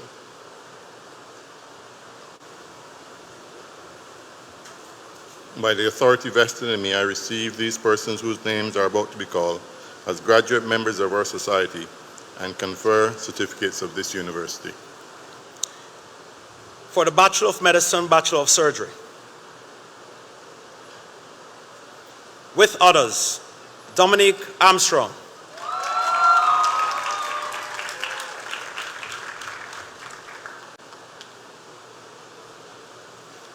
With honors, Ricci Beckles.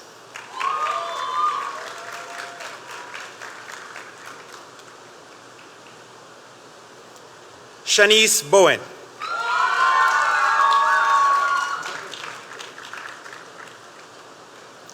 Crystal Kane.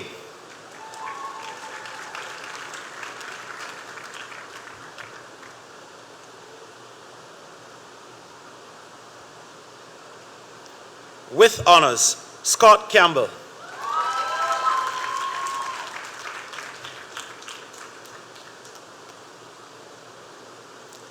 Zarina Cook-Ains.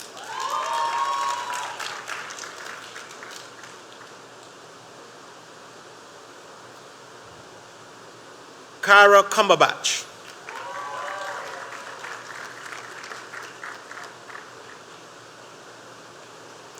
With honors, Josh Dookie.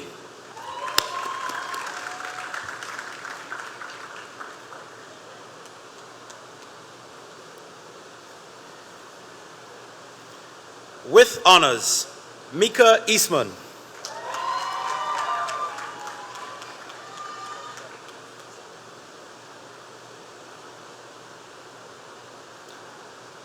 With honors, Keith Gooden.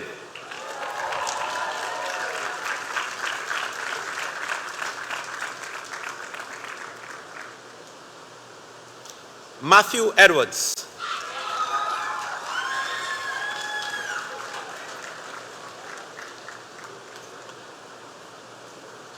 Avril Hamilton.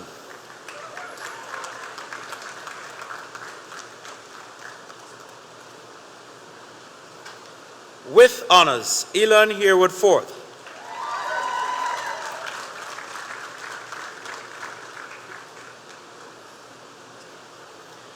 With distinction, Kevin Hewitt. Also with the top objective structured clinical examination prize and also top overall performance in the MBBS exam.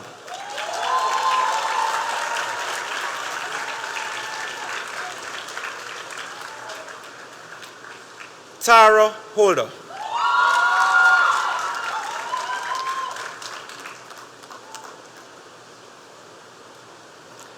With honors, Taryn Holiday.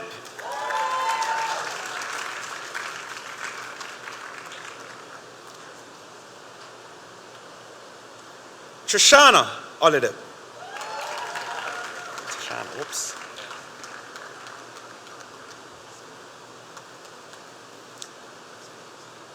With honors, Abigail Johnson.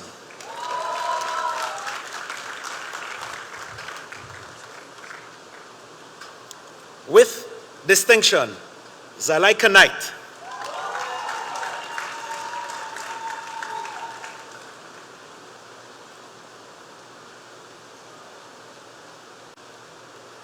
Catherine Panchu.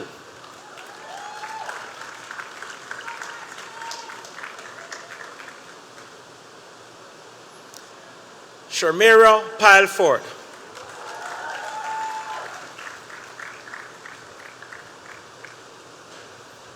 Kiana Rock.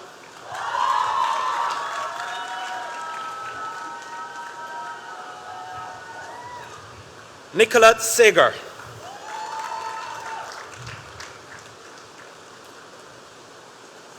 Anna Springer.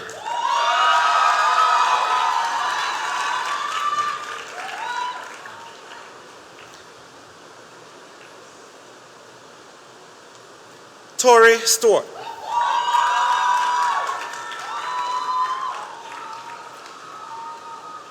With honors, Krista Toppin.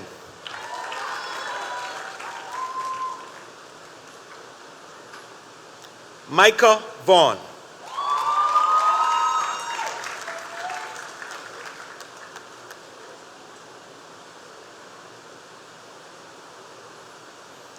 With honors, Alexander Weston.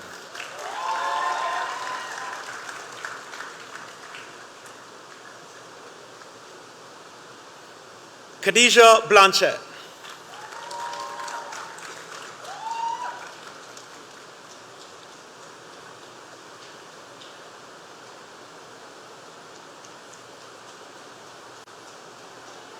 Graduates from the Bachelor of Health Sciences.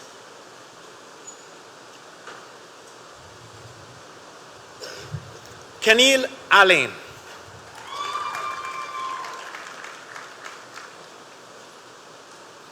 Jadir Applewhite.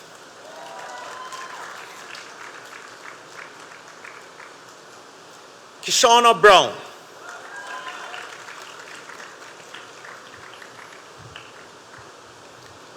Matthew Earwood.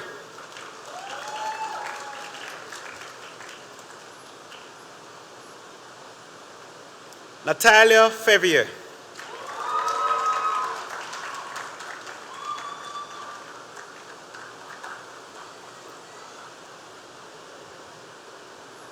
Shanaz Hines.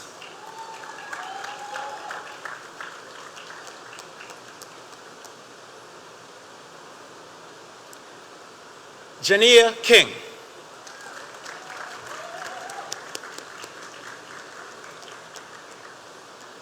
With first-class honors, Brianna Marksman.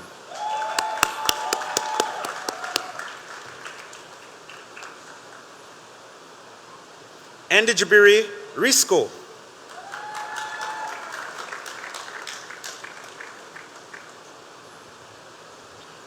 For the Bachelor of Science, Pharmacy.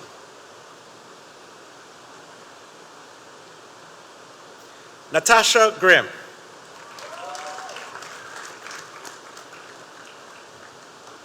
Wendy Mayers.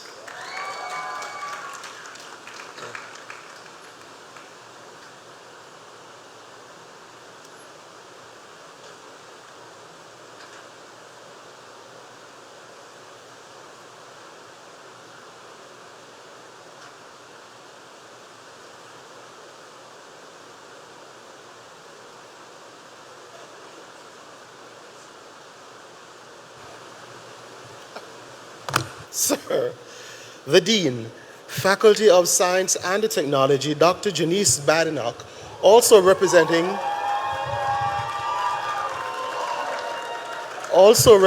the Dean, Faculty of Engineering, and the Dean, Faculty of Food and Agriculture.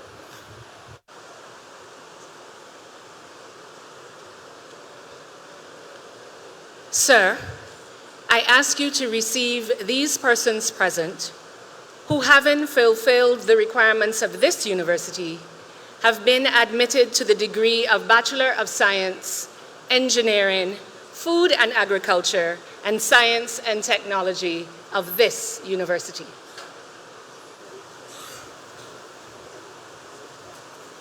By the authority vested in me, I receive these persons whose names are about to be called as graduate members of our society and confer certificates of this university. Bachelor of Science in Engineering, Daquan Marshall.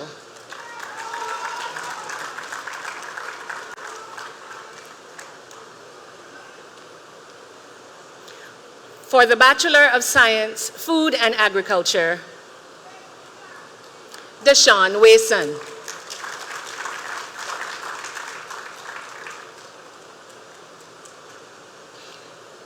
For the Bachelor of Science, Science and Technology,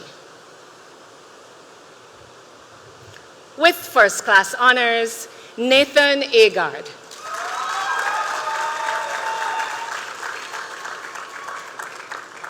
With first-class honors, Ajani Aline.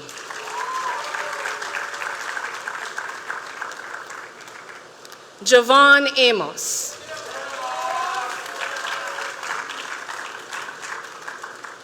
Wade Belgrave Haynes.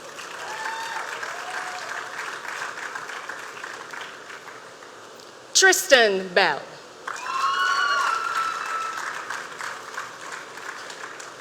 Shahadia Belgrave.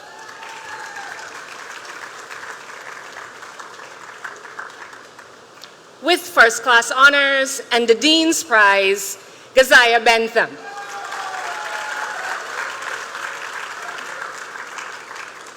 Crystal Bennett. With first-class honors, Deborah Bess.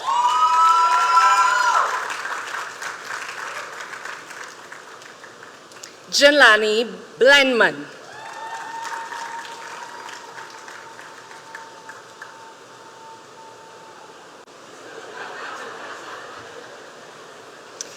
Deshad Bostick.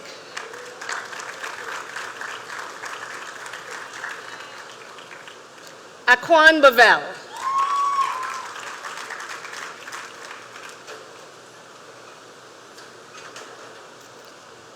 Kiniko Bevel.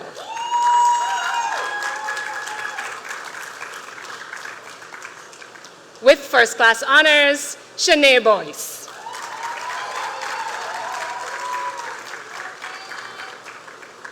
Tyrese Boyce.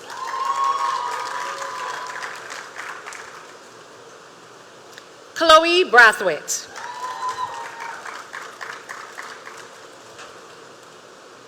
Darren Brathwaite.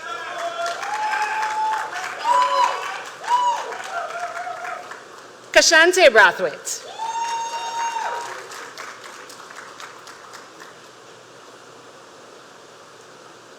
Rashad Brathwaite.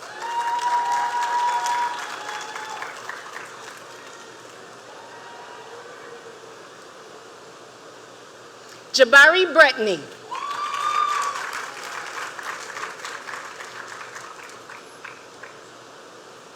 Rashawn Brooms.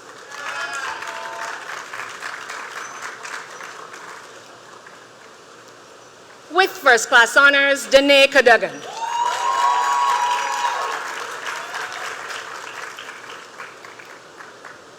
Dorian Clark.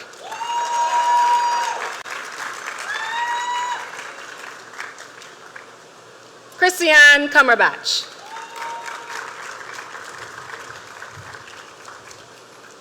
Faith Daniel.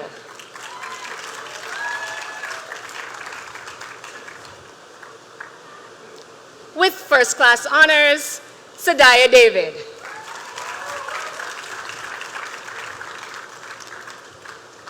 Ade De Freitas.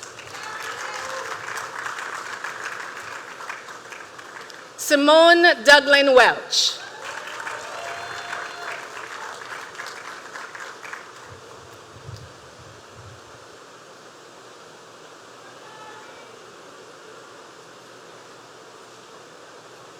Sharissa Dover.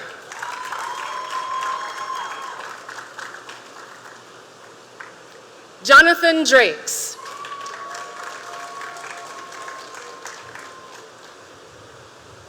Ricardo Edie.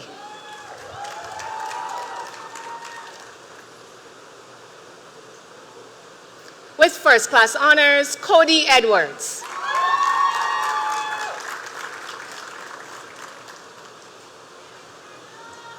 Zachary Farrell.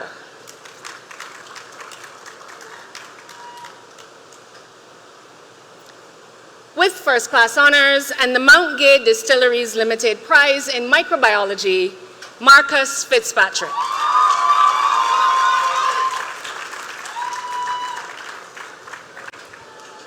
Shania Fraser.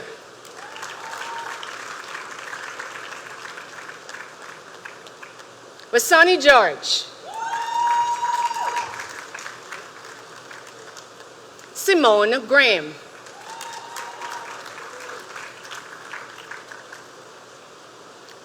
With first class honors, Thelema Granham.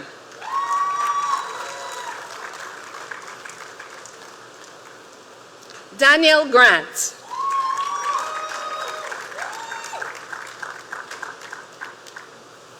Akeem Graves.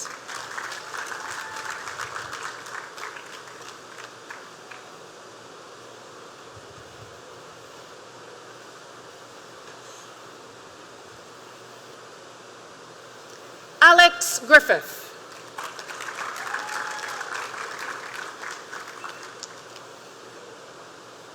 With first class honors, Aaron Grimes.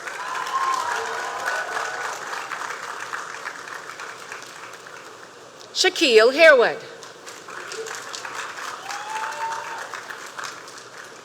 Ross Harris.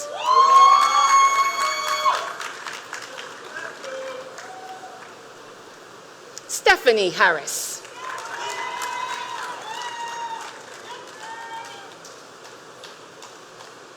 With first class honors, Kanez Horn.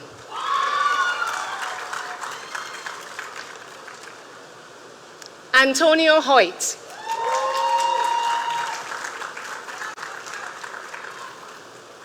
Roshano Huggins.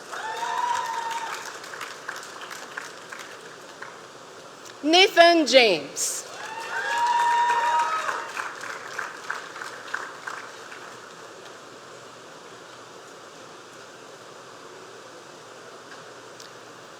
Aaliyah Johnson. Dadrian Johnson.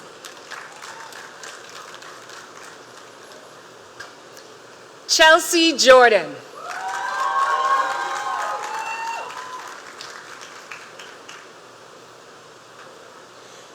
With first-class honors and the Pfizer Caribbean Limited PFL Prize in Biochemistry, Chad Kellewan.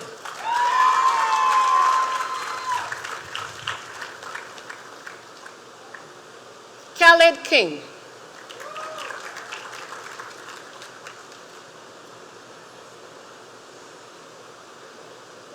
Shakaya Curtin.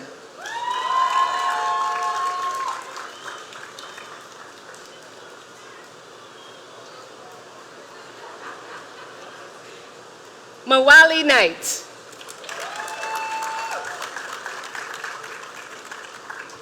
Joshua Lashley.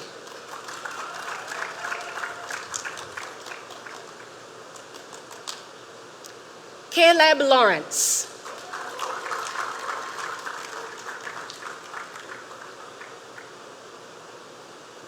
Evan Leacock.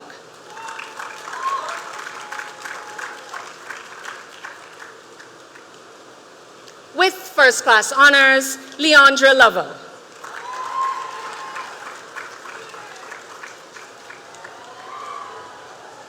Raphael Lowe.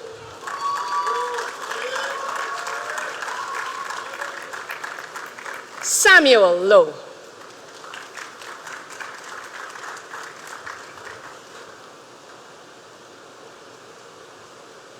Claude Manning.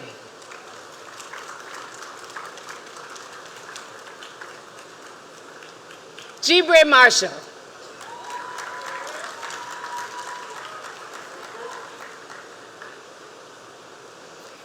Andrina Mason.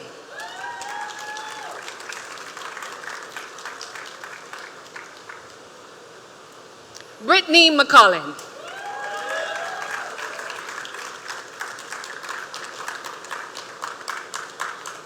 Sharissa Moe.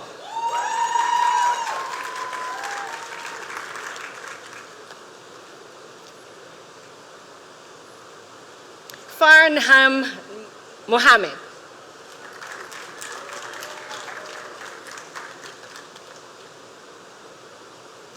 Xavier Neble.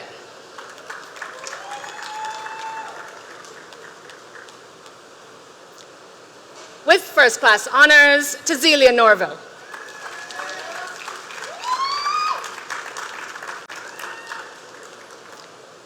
Satara Paris.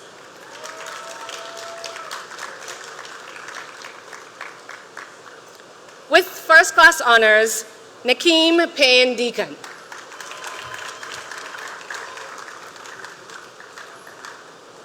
Treman Perch.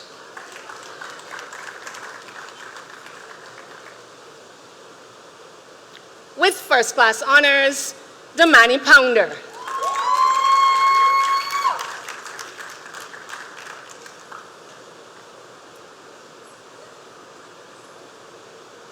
Makiba Proverbs.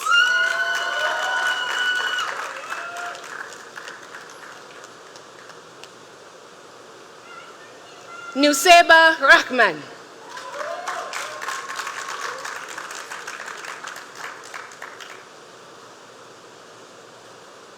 Caitlin Ramsing.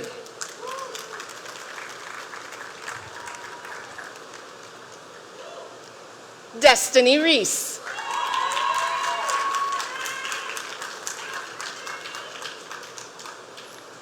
Hadley Roach.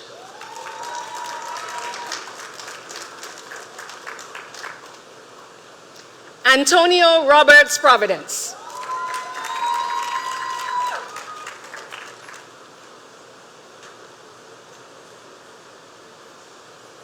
Justin Robinson.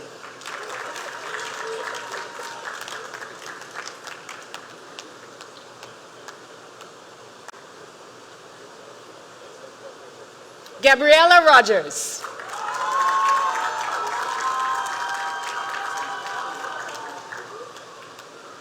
Daniel Rowe.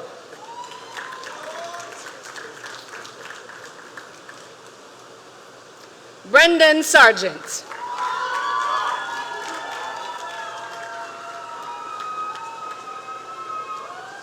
Journey Scott.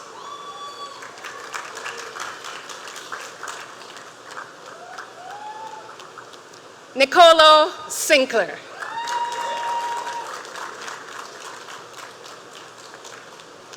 Shaquille Sivers.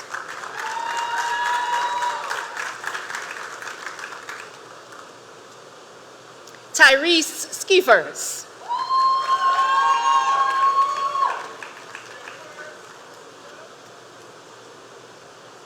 Zakai Small.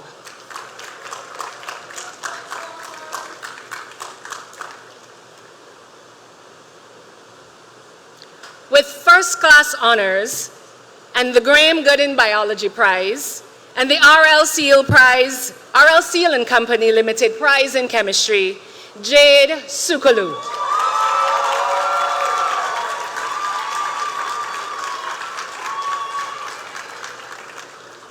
Chinwe Sinhill.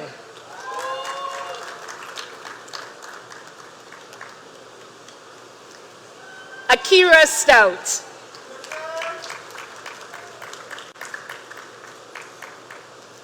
Nathan Taylor. Omari Taylor.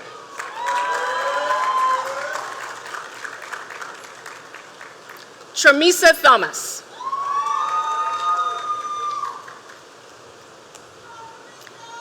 Alyssa Trotman.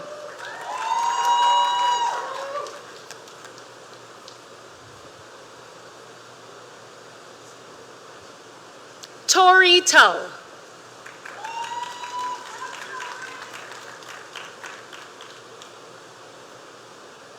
Patra Terrell.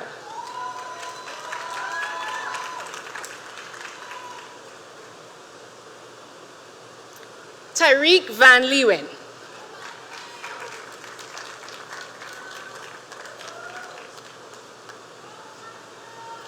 With first-class honors, Seth Vaughn.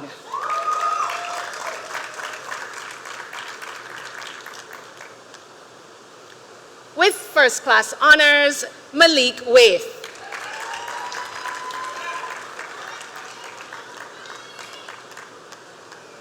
Kimar Watson.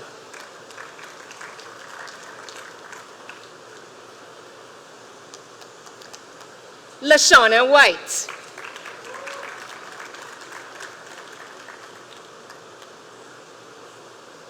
With first-class honors, Nathan White.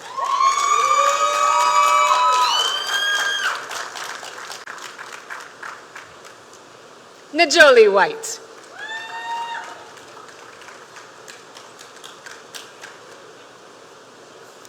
Stefan Whitaker.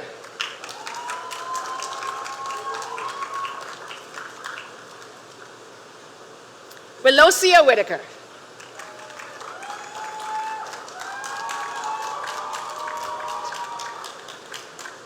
Kenyatta Wilshire.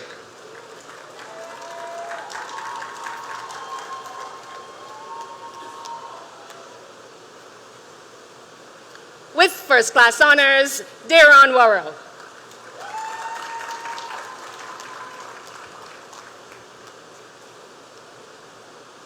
Nikki Green Walcott.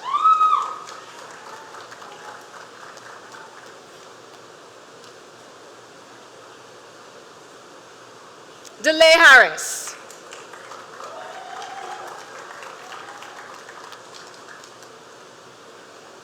Kayla Mears.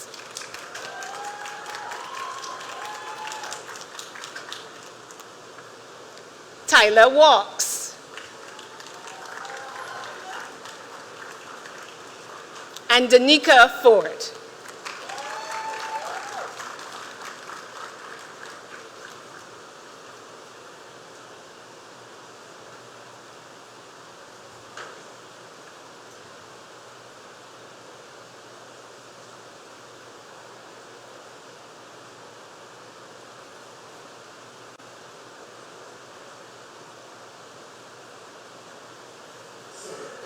The Dean, Faculty of Sport, Dr. Akshay Mansingh.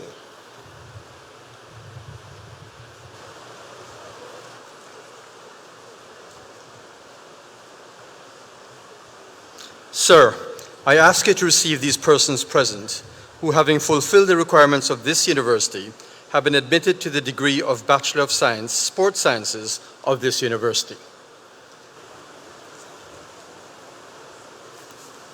By the authority vested in me, I receive these persons whose names are about to be called as graduate members of our society and confer certificates of this university. With first-class honors, Shania Alambi.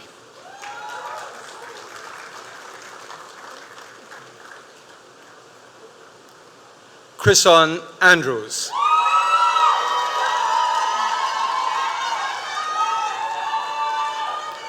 Lindsay Brathwaite Armstrong.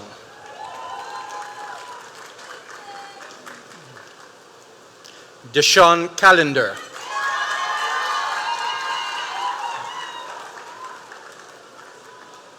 Samuel Cooper.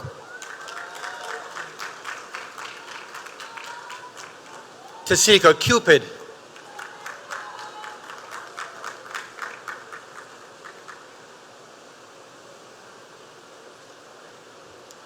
Tamia Davis.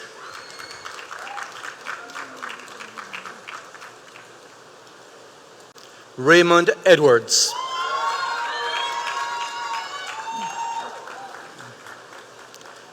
Nikosi Herbert.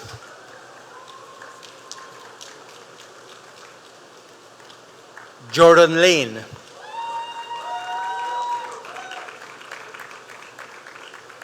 Samantha Lynch.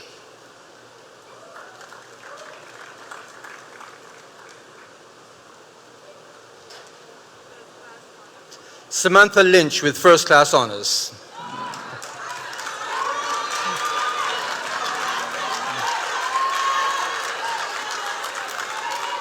Khalil Marshall.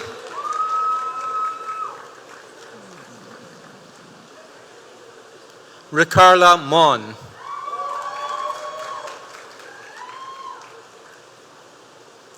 Paul Miller.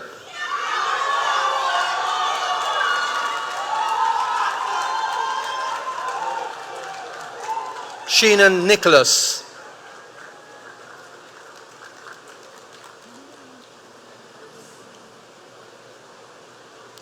Shanoy Smith.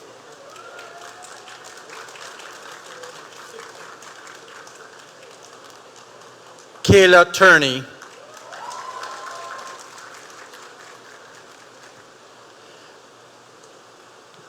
Chrisanne Welch.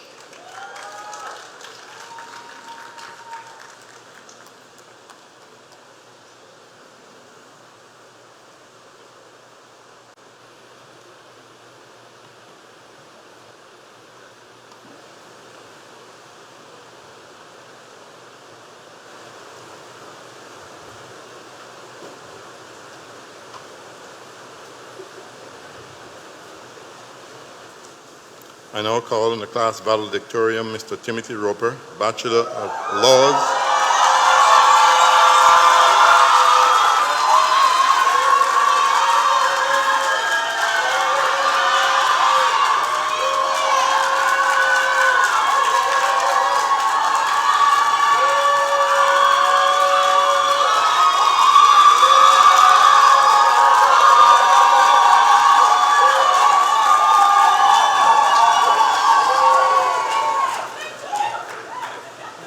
Bachelor of Laws, First Class Honors, Faculty of Law, to deliver the valedictory address.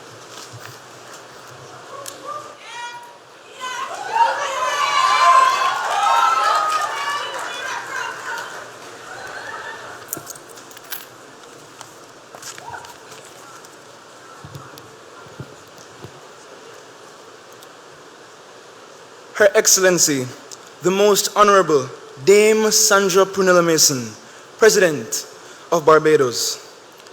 Chancellor, the Most Honorable Doddridge D. Miller. Members of the Cabinet. Vice Chancellor, Professor Sir Hilary Beckers. Honorary graduands, the Most Honorable Elton Dayton Elombe Motley and Sir Trevor Hassel and their respective spouses. Chairman of the Campus Council of K-Ville, Mrs. Trisha Tannis.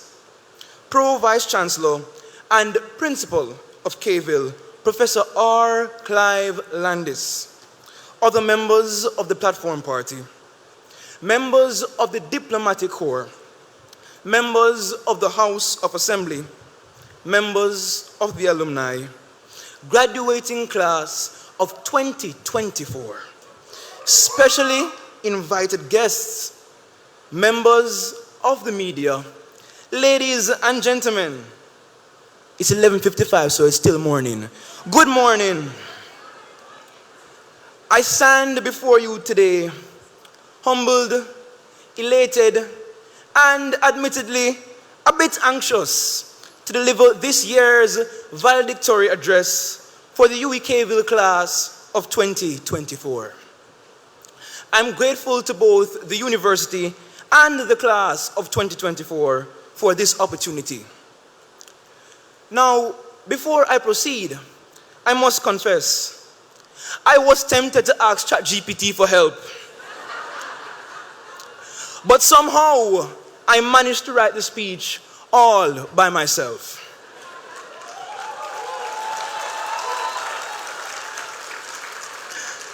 I'll aim to be brief, and I promise to limit my address to just 2 puns and 2 lame jokes. The year was 2021. St. Vincent and the Grenadines' La Soufrière volcano had erupted. Barbados was preparing to become a republic, and vaccines were being rolled out across the region. As I sat in the Norman Manley International Airport, waiting to board my flight to Barbados with my confidant and the close sister, Emily Angelica Williams, I pondered on what the next 3 years would have in store for me as a young Jamaican student with the aspirations of becoming an attorney at law. In fact, when asked why I decided to pursue my degree at the UWI campus, the automatic response I have vehemently provided was to get out of my mother's house. However, upon arriving to our beloved campus, it became clear that my purpose was much more than social independence. In fact, there was no apparent need for me to even leave Jamaica, considering our first year of higher education was facilitated almost entirely online. Every morning, we were each faced with the somber reality of attending classes via Zoom, void of physical and human interaction.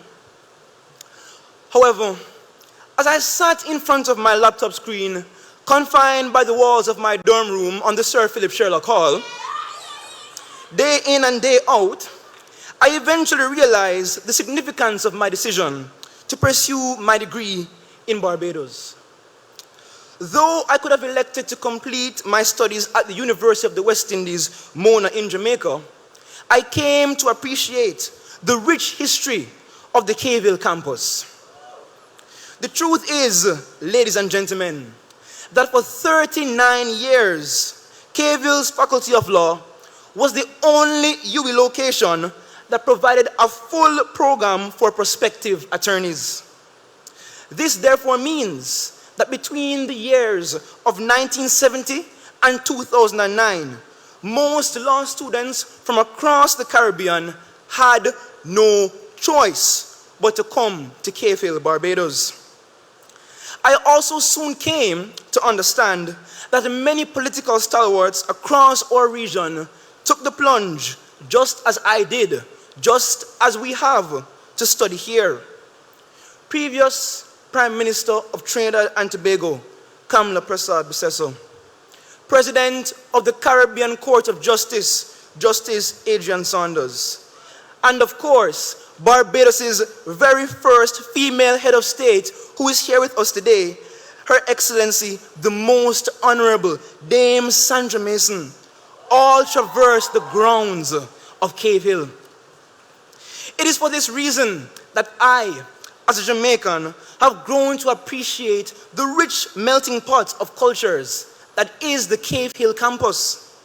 and I'm forever grateful for the friendships made here that will never be broken. It is thanks to our campus that I have become acquainted with the sweet, delectable taste of bus-up shot and curry chicken from Trinidad and Tobago. At this juncture, I'd like to formally thank Mr. Malik Wilson, Miss Ariel Patrick, and Mr. Kwasi de Pisa for giving me that gyro and that kurma. I needed it. Of course, who could forget the rich pride exhibited by our St. Lucian compatriots who now celebrate Julian Alfred's Olympic success. And lastly, I blame my fellow Antiguans like Trent Luke and Anil Nanton for my adoption of the all too familiar phrase, "I want to joke at all," into my everyday vocabulary. Regardless, though our first year was facilitated online, we persevered.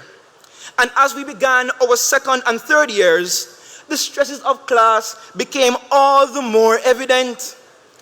No longer could we cower behind the screens of our laptops, nor could we excuse our absence from class by citing poor connectivity issues. Back row, yes, Destiny, I'm talking about you. In fact, this new transition required us to read, apply, and conclude even more. Reliance on patties and hot dogs from Campus Mart. Yes, Brandon, I'm talking about you. And pizza from Esso at the wee hours of the night. Dana and Emily, I beg, please let me sleep in peace, soon became a staple of our regular routine. Arriving at Kville also meant becoming properly acquainted with the local residents of our campus, the Bajan Falcocks and the mischievous Green Monkeys, who both became perpetrators of grand larceny. However, there were upsides to studying in this paradise. The proximity of Bats Rock Beach often provided us with the opportunity to escape reality when we needed it the most. And of course, who could forget the spirited rivalry between the Philip Sherlock, Frank Worrell, and Keith Hunt halls of residence? What frogs? The grounds of our campus will forever be plagued by our chant-offs echoing throughout the air, though I am certain we're all aware that Sherlock will forever remain the best hall of residence. Sherlock! I'm also forever grateful for having been provided the opportunity to serve as the Guild Constitutional Chairperson, fully Guild up, and the representative for the best faculty on this campus, the Faculty of Law. Big up my exec one time. Though student leadership was not easy, I grew to appreciate its value, having answered the call. To my fellow law students, did you read Street or did you read Montford? The sleepless nights spent in pursuit of completing Dr. Hippolyte's LMRW portfolio did not go in vain. And though we can all attest to instantly forgetting Latin terminology, I'm certain that we will always remember the seminal company law case of Foss and Harbottle. I know all too well that the graduates from the Faculty of Science and Technology are beyond elated to have done away with their lab coats and gloves, though I am slightly scared about what you may yet accomplish through the usage of artificial intelligence and technology in the near future. To my fellow graduates of the Faculty of Sport, I share your happiness in saying goodbye to out-of-faculty courses, though I am amazed by your resilience in somehow passing survey design and analysis. Such achievements most definitely took significant strength and conditioning. You see what I did there? I also take the opportunity to bid our fellow Blackbird, Shakara Shori, a proper farewell, who recently passed from the effects of cervical cancer. My friends graduating from the Faculty of Humanities and Education deserve special commendation as well. The early morning and late evening classes were not easy, nor were the continuous papers and theses produced. And to the ones we've lost, like Miss Tamara Davies, we won't dare forget your resilience. And what of our peers from the Faculty of Culture, Creative and Performing Arts? The hard work put into your respective capstone productions and papers has not gone unnoticed. Lastly, to my fellow graduates from the Faculty of Medical Sciences, good luck. I pray that our paths never cross until I'm in my late 70s after having lived a happy and fulfilling life. After all, a sweet bread a day keeps the doctor away.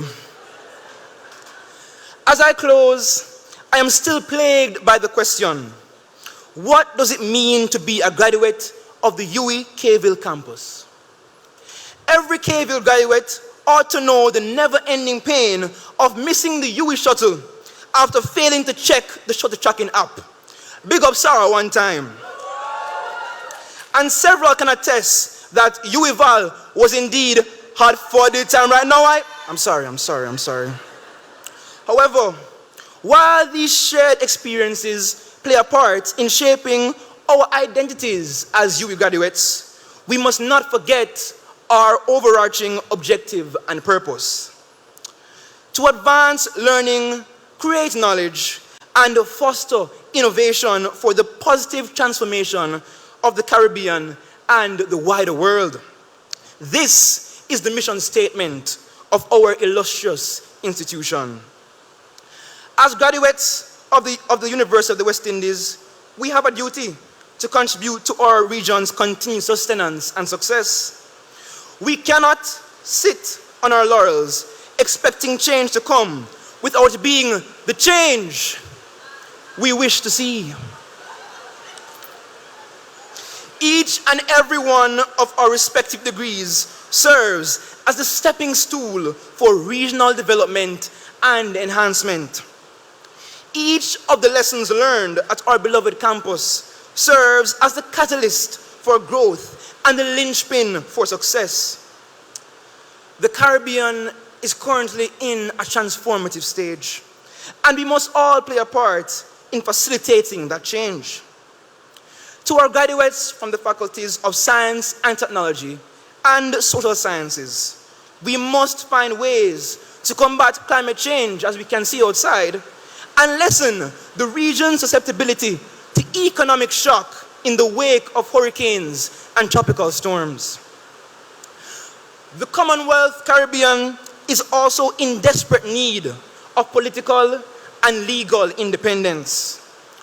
Our graduates in the Faculty of Law must implore our respective countries to follow in the footsteps of Barbados and Guyana, who have both taken the doubly bold step of becoming republics and adopting the Caribbean Court of Justice as their final appellate court.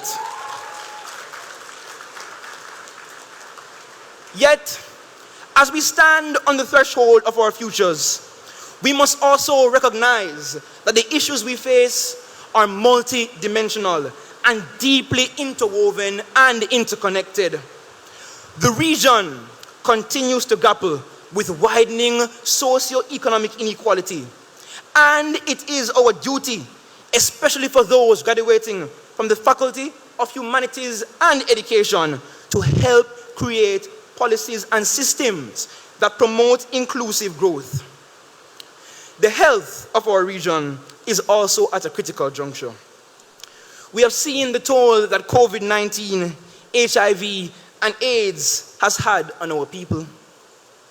To our graduates from the Faculty of Medical Sciences and the Faculty of Sport, your knowledge and advocacy is needed now more than ever to petition for better resources and increased policies promoting healthier lifestyles.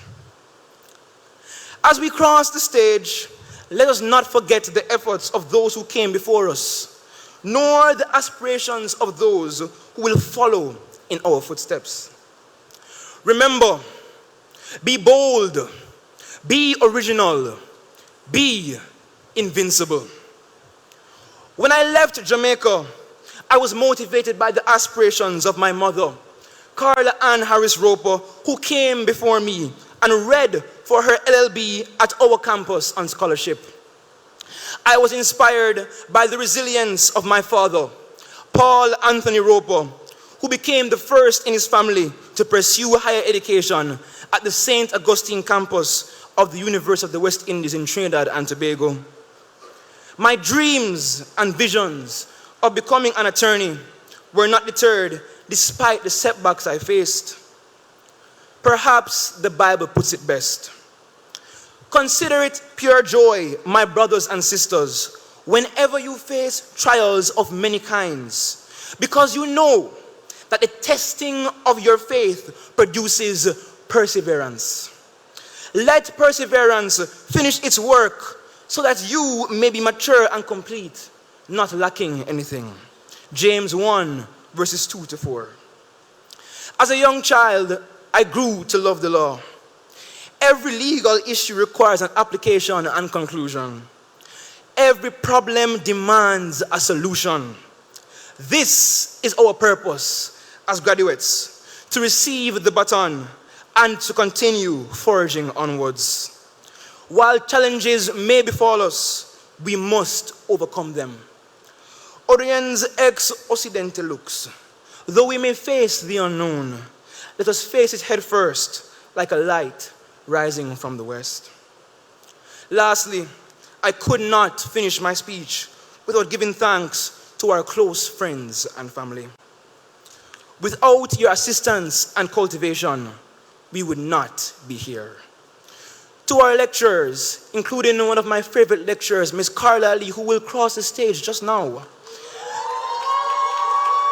and the various members of staff with the university's administration, thank you for never giving up on us. Though we may have wholly submitted our assignments at 11:59 on the dot, your guidance was paramount in completing our respective areas of study. And lastly, to my Heavenly Father, thank you for showing mercy on your faithful servants. I end with the all too familiar words. The heights of great men reached and kept were not attained by sudden flight, but they, while their companions slept, were studying, grieving, and toiling upwards throughout the night. Congratulations, Blackbirds. Our journey has only just begun.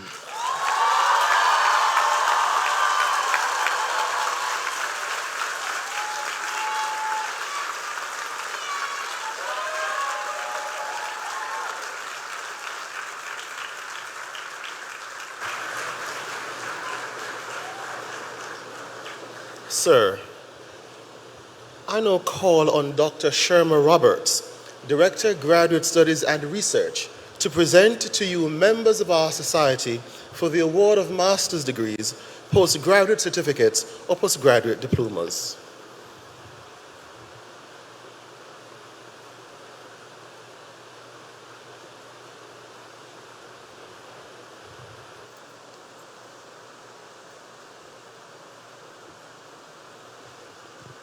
Sir, I present to you these members of our society who, having fulfilled the requirements of this university, have been admitted to master's degrees or awarded postgraduate certificates or postgraduate diplomas, and beg that you recognize their advancement in our society.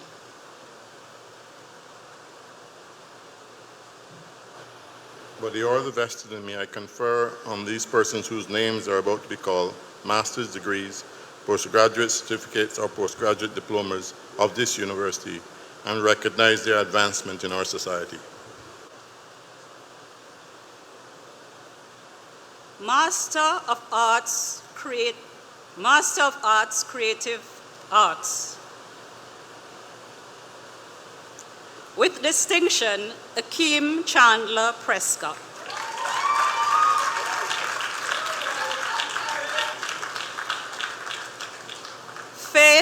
Chukwuka.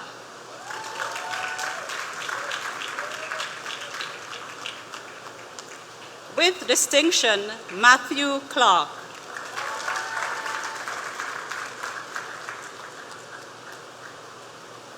Captain Marcella Gibson.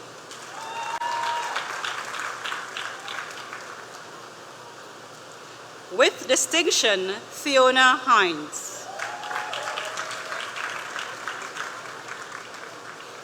Romario Hunt.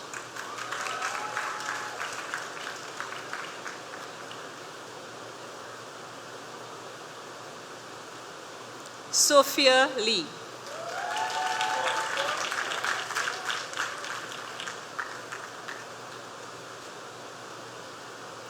With distinction, Faye Martindale.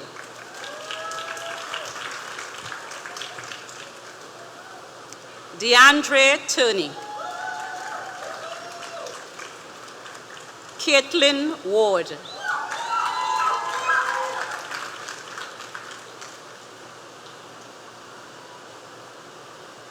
Postgraduate Certificate, University Teaching and Learning. Carla Ali.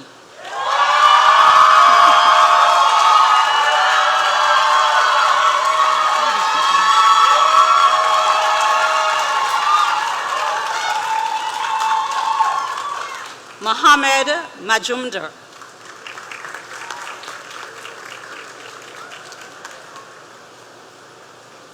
Natalie Sidan.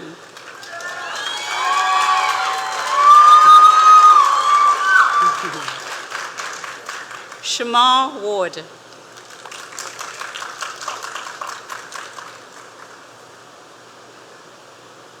Katrina Welch.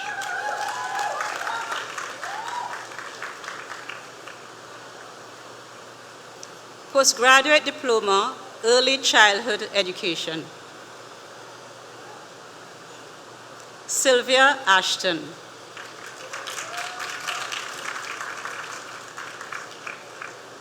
Master of Arts, History. With distinction, Joel Calendar.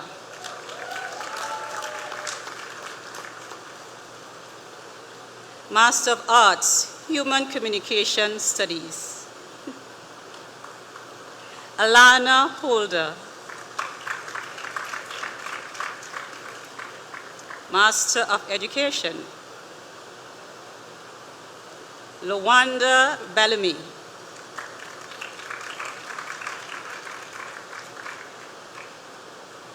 Akiba Blunt. With distinction, Danielle Brathwaite.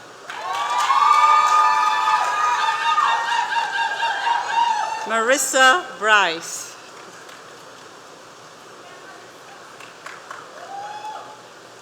Jaleesa Campbell.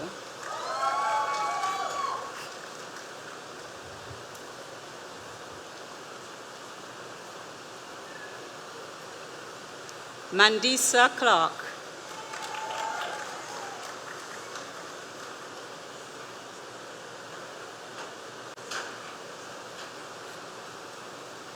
Tamara Edgehill.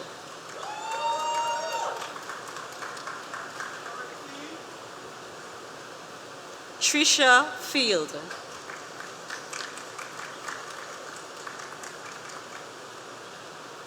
Curtis Goddard.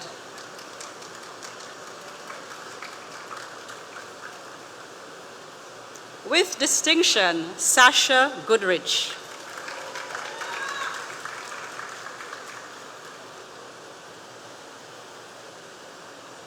Michaela Graves.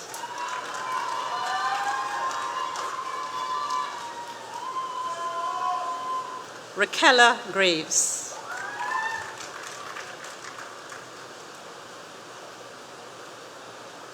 Jaquila Hines.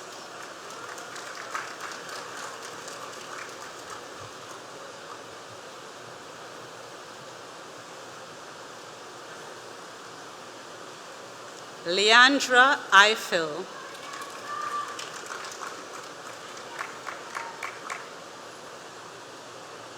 With distinction to Neil James.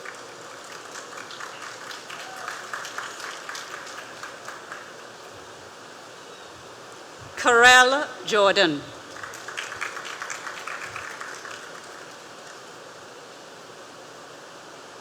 Marissa Kellerman.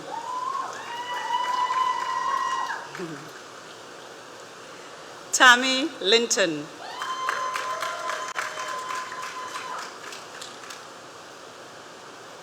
Faith Lord. Nisha Marshall.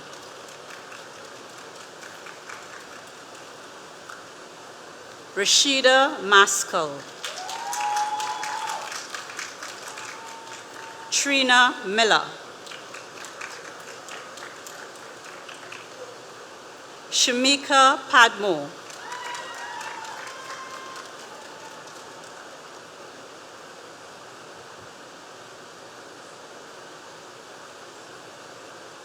Sanditra Paris.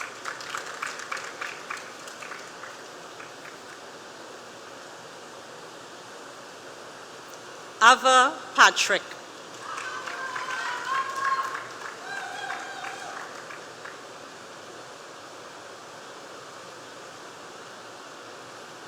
Janelle Pilgrim.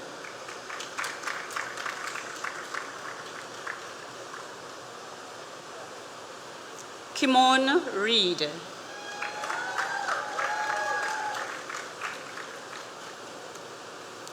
Dashara Scantlebury.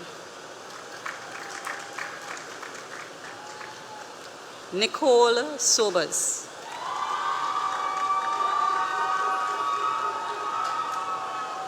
Tamara Straker.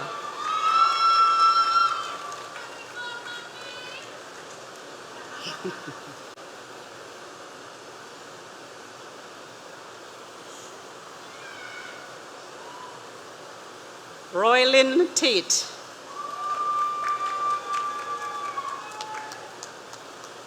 Audra Tahum.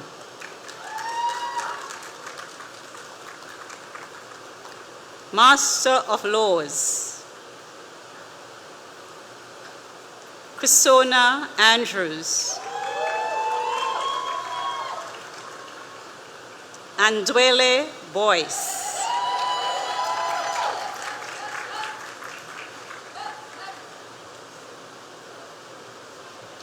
With distinction, Faith Beckles.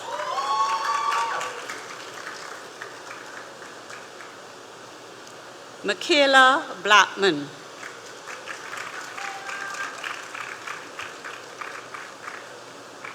Twain Calendar Bustick.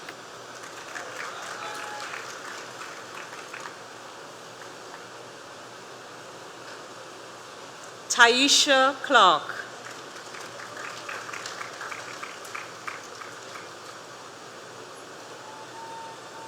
Solange Francis.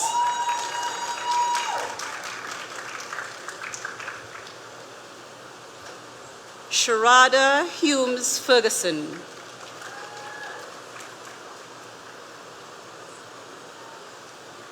Nicholas Husbands.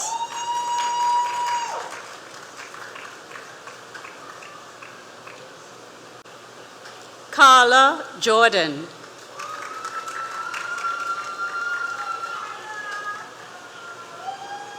With distinction, Nadira Lando.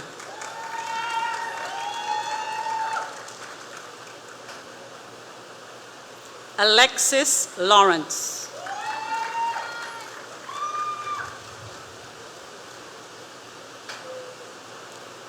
Denisa Leslie.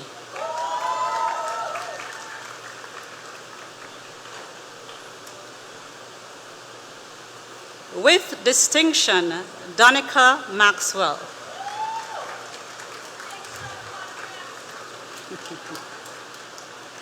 Amanda Perry.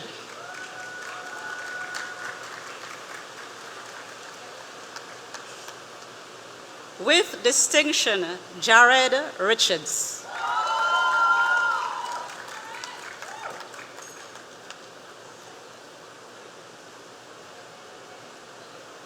Ramona Ross. Renee Simpson.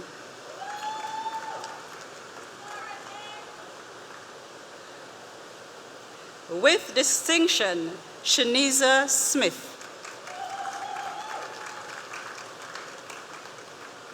With distinction, Janet Taylor.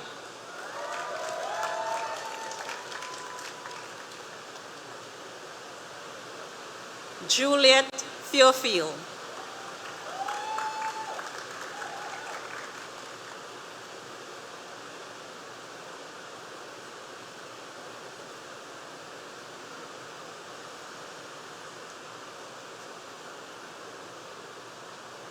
Oliver Marcus Thomas.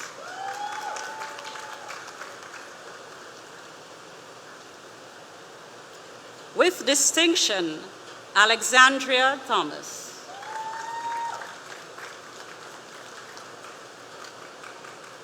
Tatiana Walters.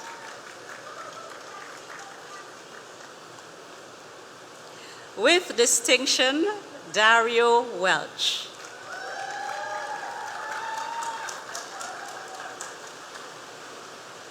Eliezer Williams.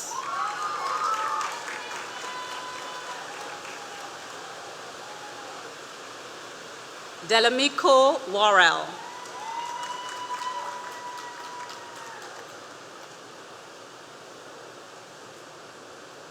Postgraduate Diploma, Health Policy and Health Systems. With distinction, Jillian Little.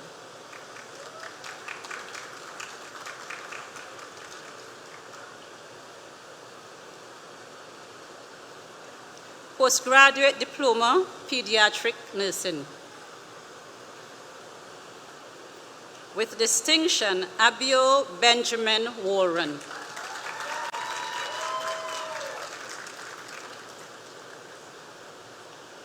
With distinction, Kelly Blades.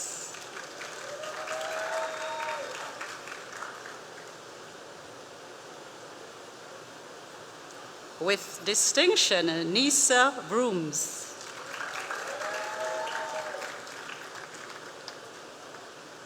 And yet another with distinction, Anne Cyrus.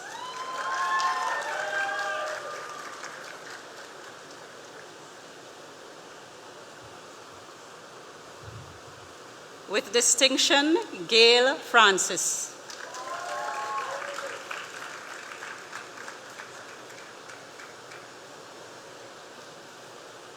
With distinction, Keisha Greenwich.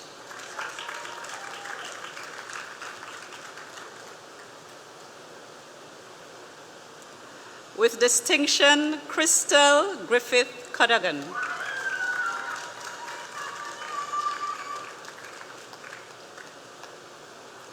With distinction, Rishika Knight.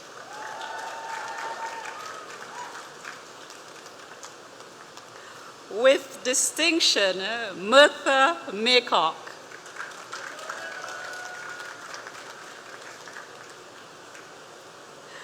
With distinction, Katrina Nurse.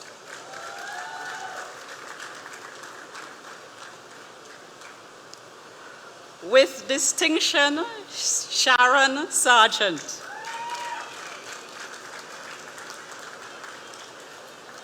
Master in Public Health. With distinction, Ashley Paris.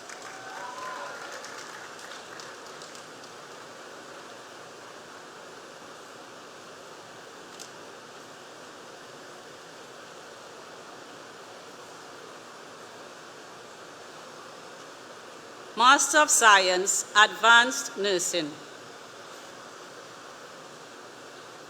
Pamela Cummings. Master of Science, Nursing. Jamisha Adams Ashton.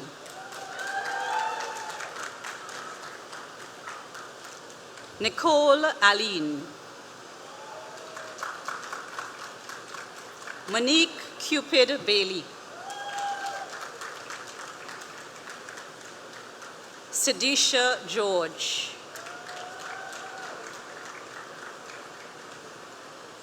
With distinction, Sandrina Hamilton. With distinction, Kamal James. With distinction, Michelle Moore.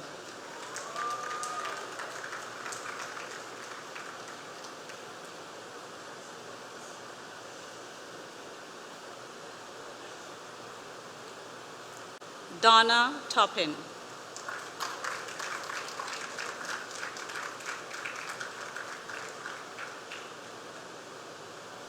Samantha York.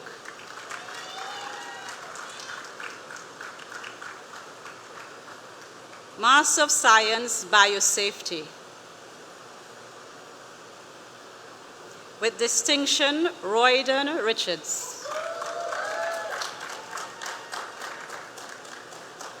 With distinction, Tanya Scott. Master of Science, Food and Agro-Processing Technology. Zoe Amy.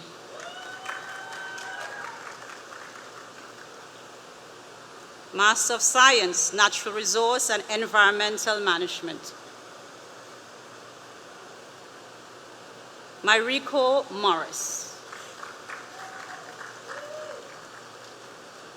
Christina Pula.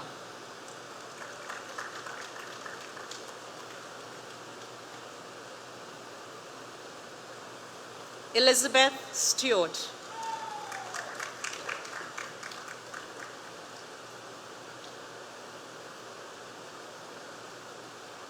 Javon Yearwood.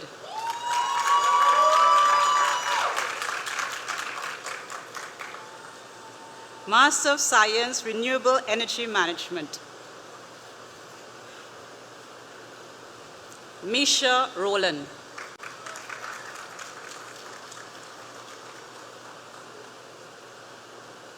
Master of Science, Sports Sciences. With distinction, Ida Elms Edghill.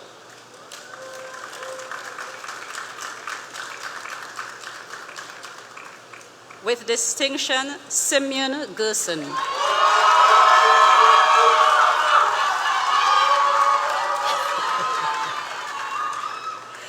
With distinction, Megan Green.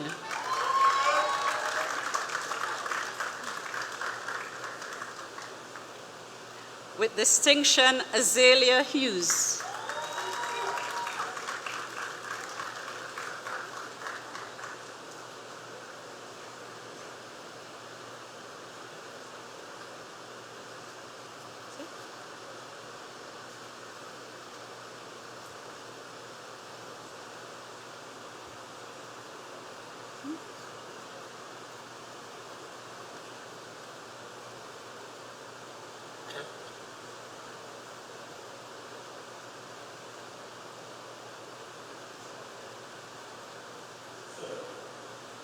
I now ask Professor Audrey Henry Lee, Pro Vice Chancellor, Graduate Studies and Research, to present to you members of our society for the award of Doctor of Education, Doctor of Medicine, or Doctor of Philosophy.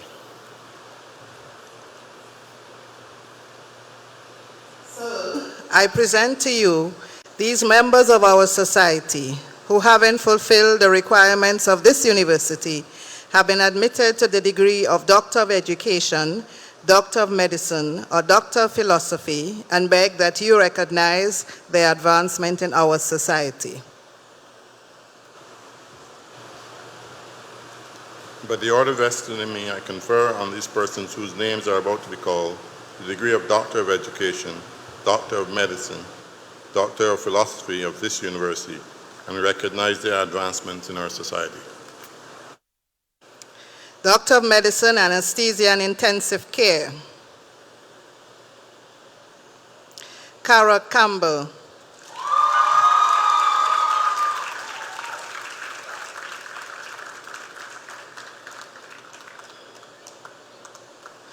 Doctor of Medicine, Emergency Medicine.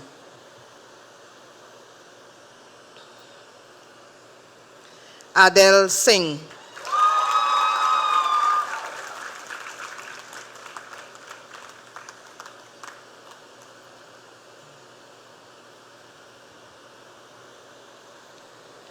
Doctor of Medicine, Family Medicine. Jamal Bartlett.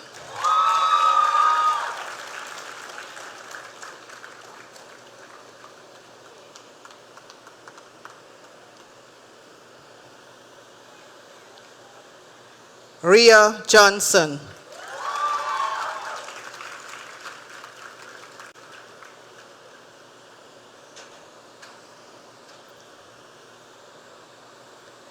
Rishana Leach Nichols.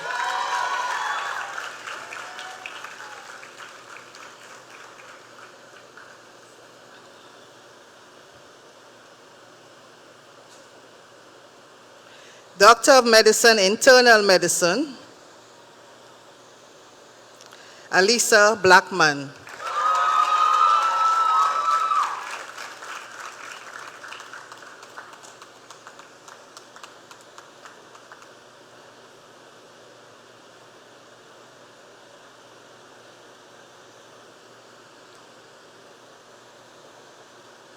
Simone Evelyn.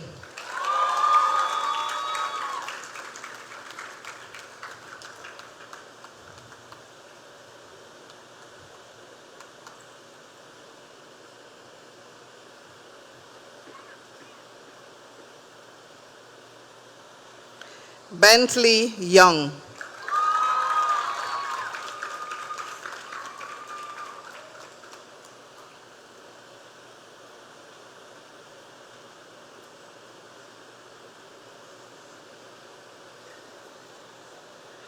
Doctor of Medicine, Pediatrics,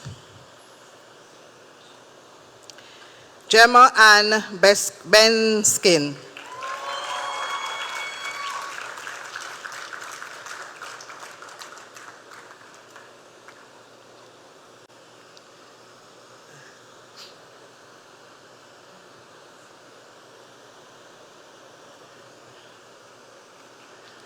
Ariane Seeley.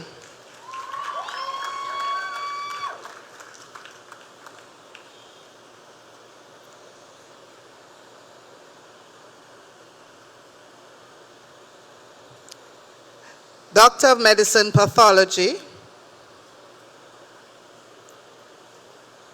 Alisa Bartlett.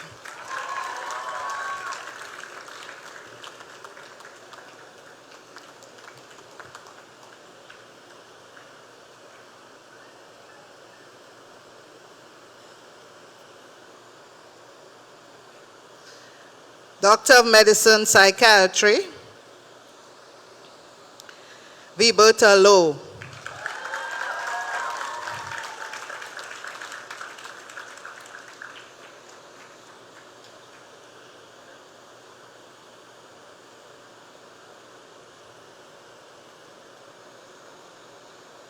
Doctor of Medicine, Surgery General, Jamal Critchlow.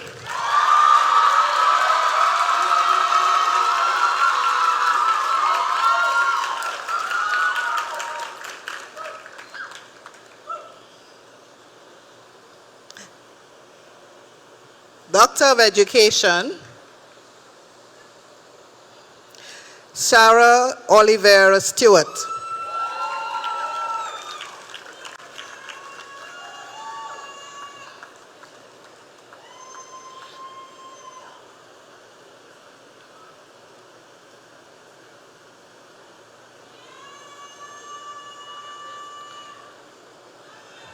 Renita Peters Maurice.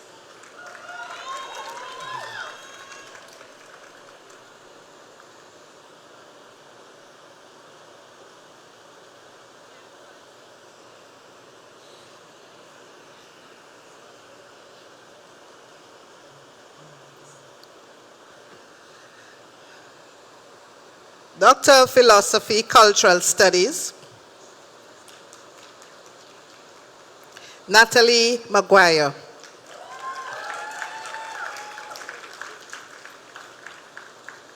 With high commendation.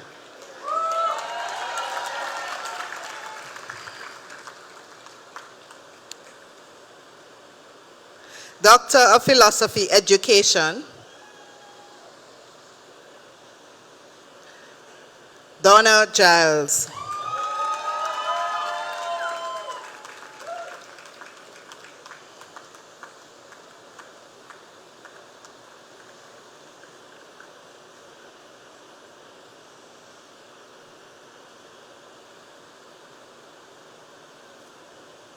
Doctor of Philosophy, History,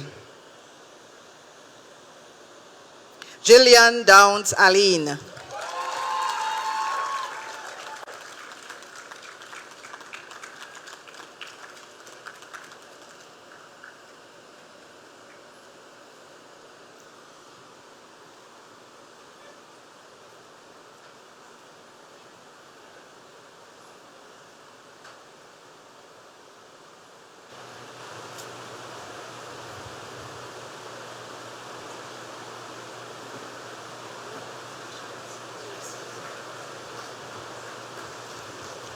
I now call on the representative of the UWI Alumni Association Barbados chapter to lead the graduates in reciting the Alumni Pledge.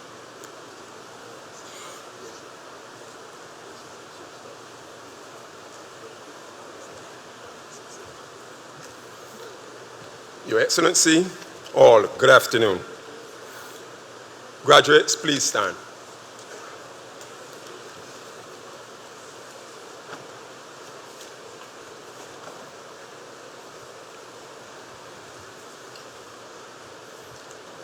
It is an honor and a privilege to stand here today to lead you all in the Alumni Pledge. Please repeat after me. As a graduate of the University of the West Indies, I commit myself to uphold the ideals and goals of my alma mater. My conduct and voice shall reflect the commitment to excellence of a light rising from the west. As I fulfill my social and professional responsibilities,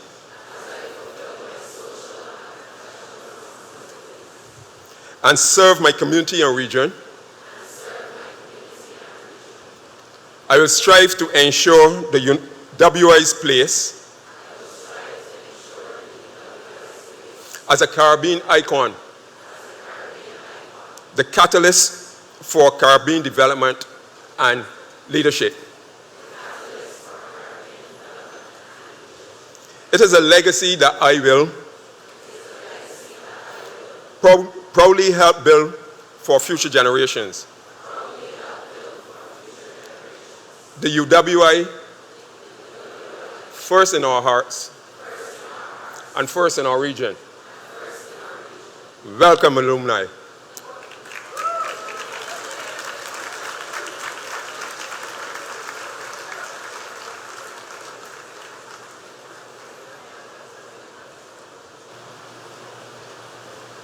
I now invite the company to stand for the singing of the university song, which can be found on page 61 of the graduation program.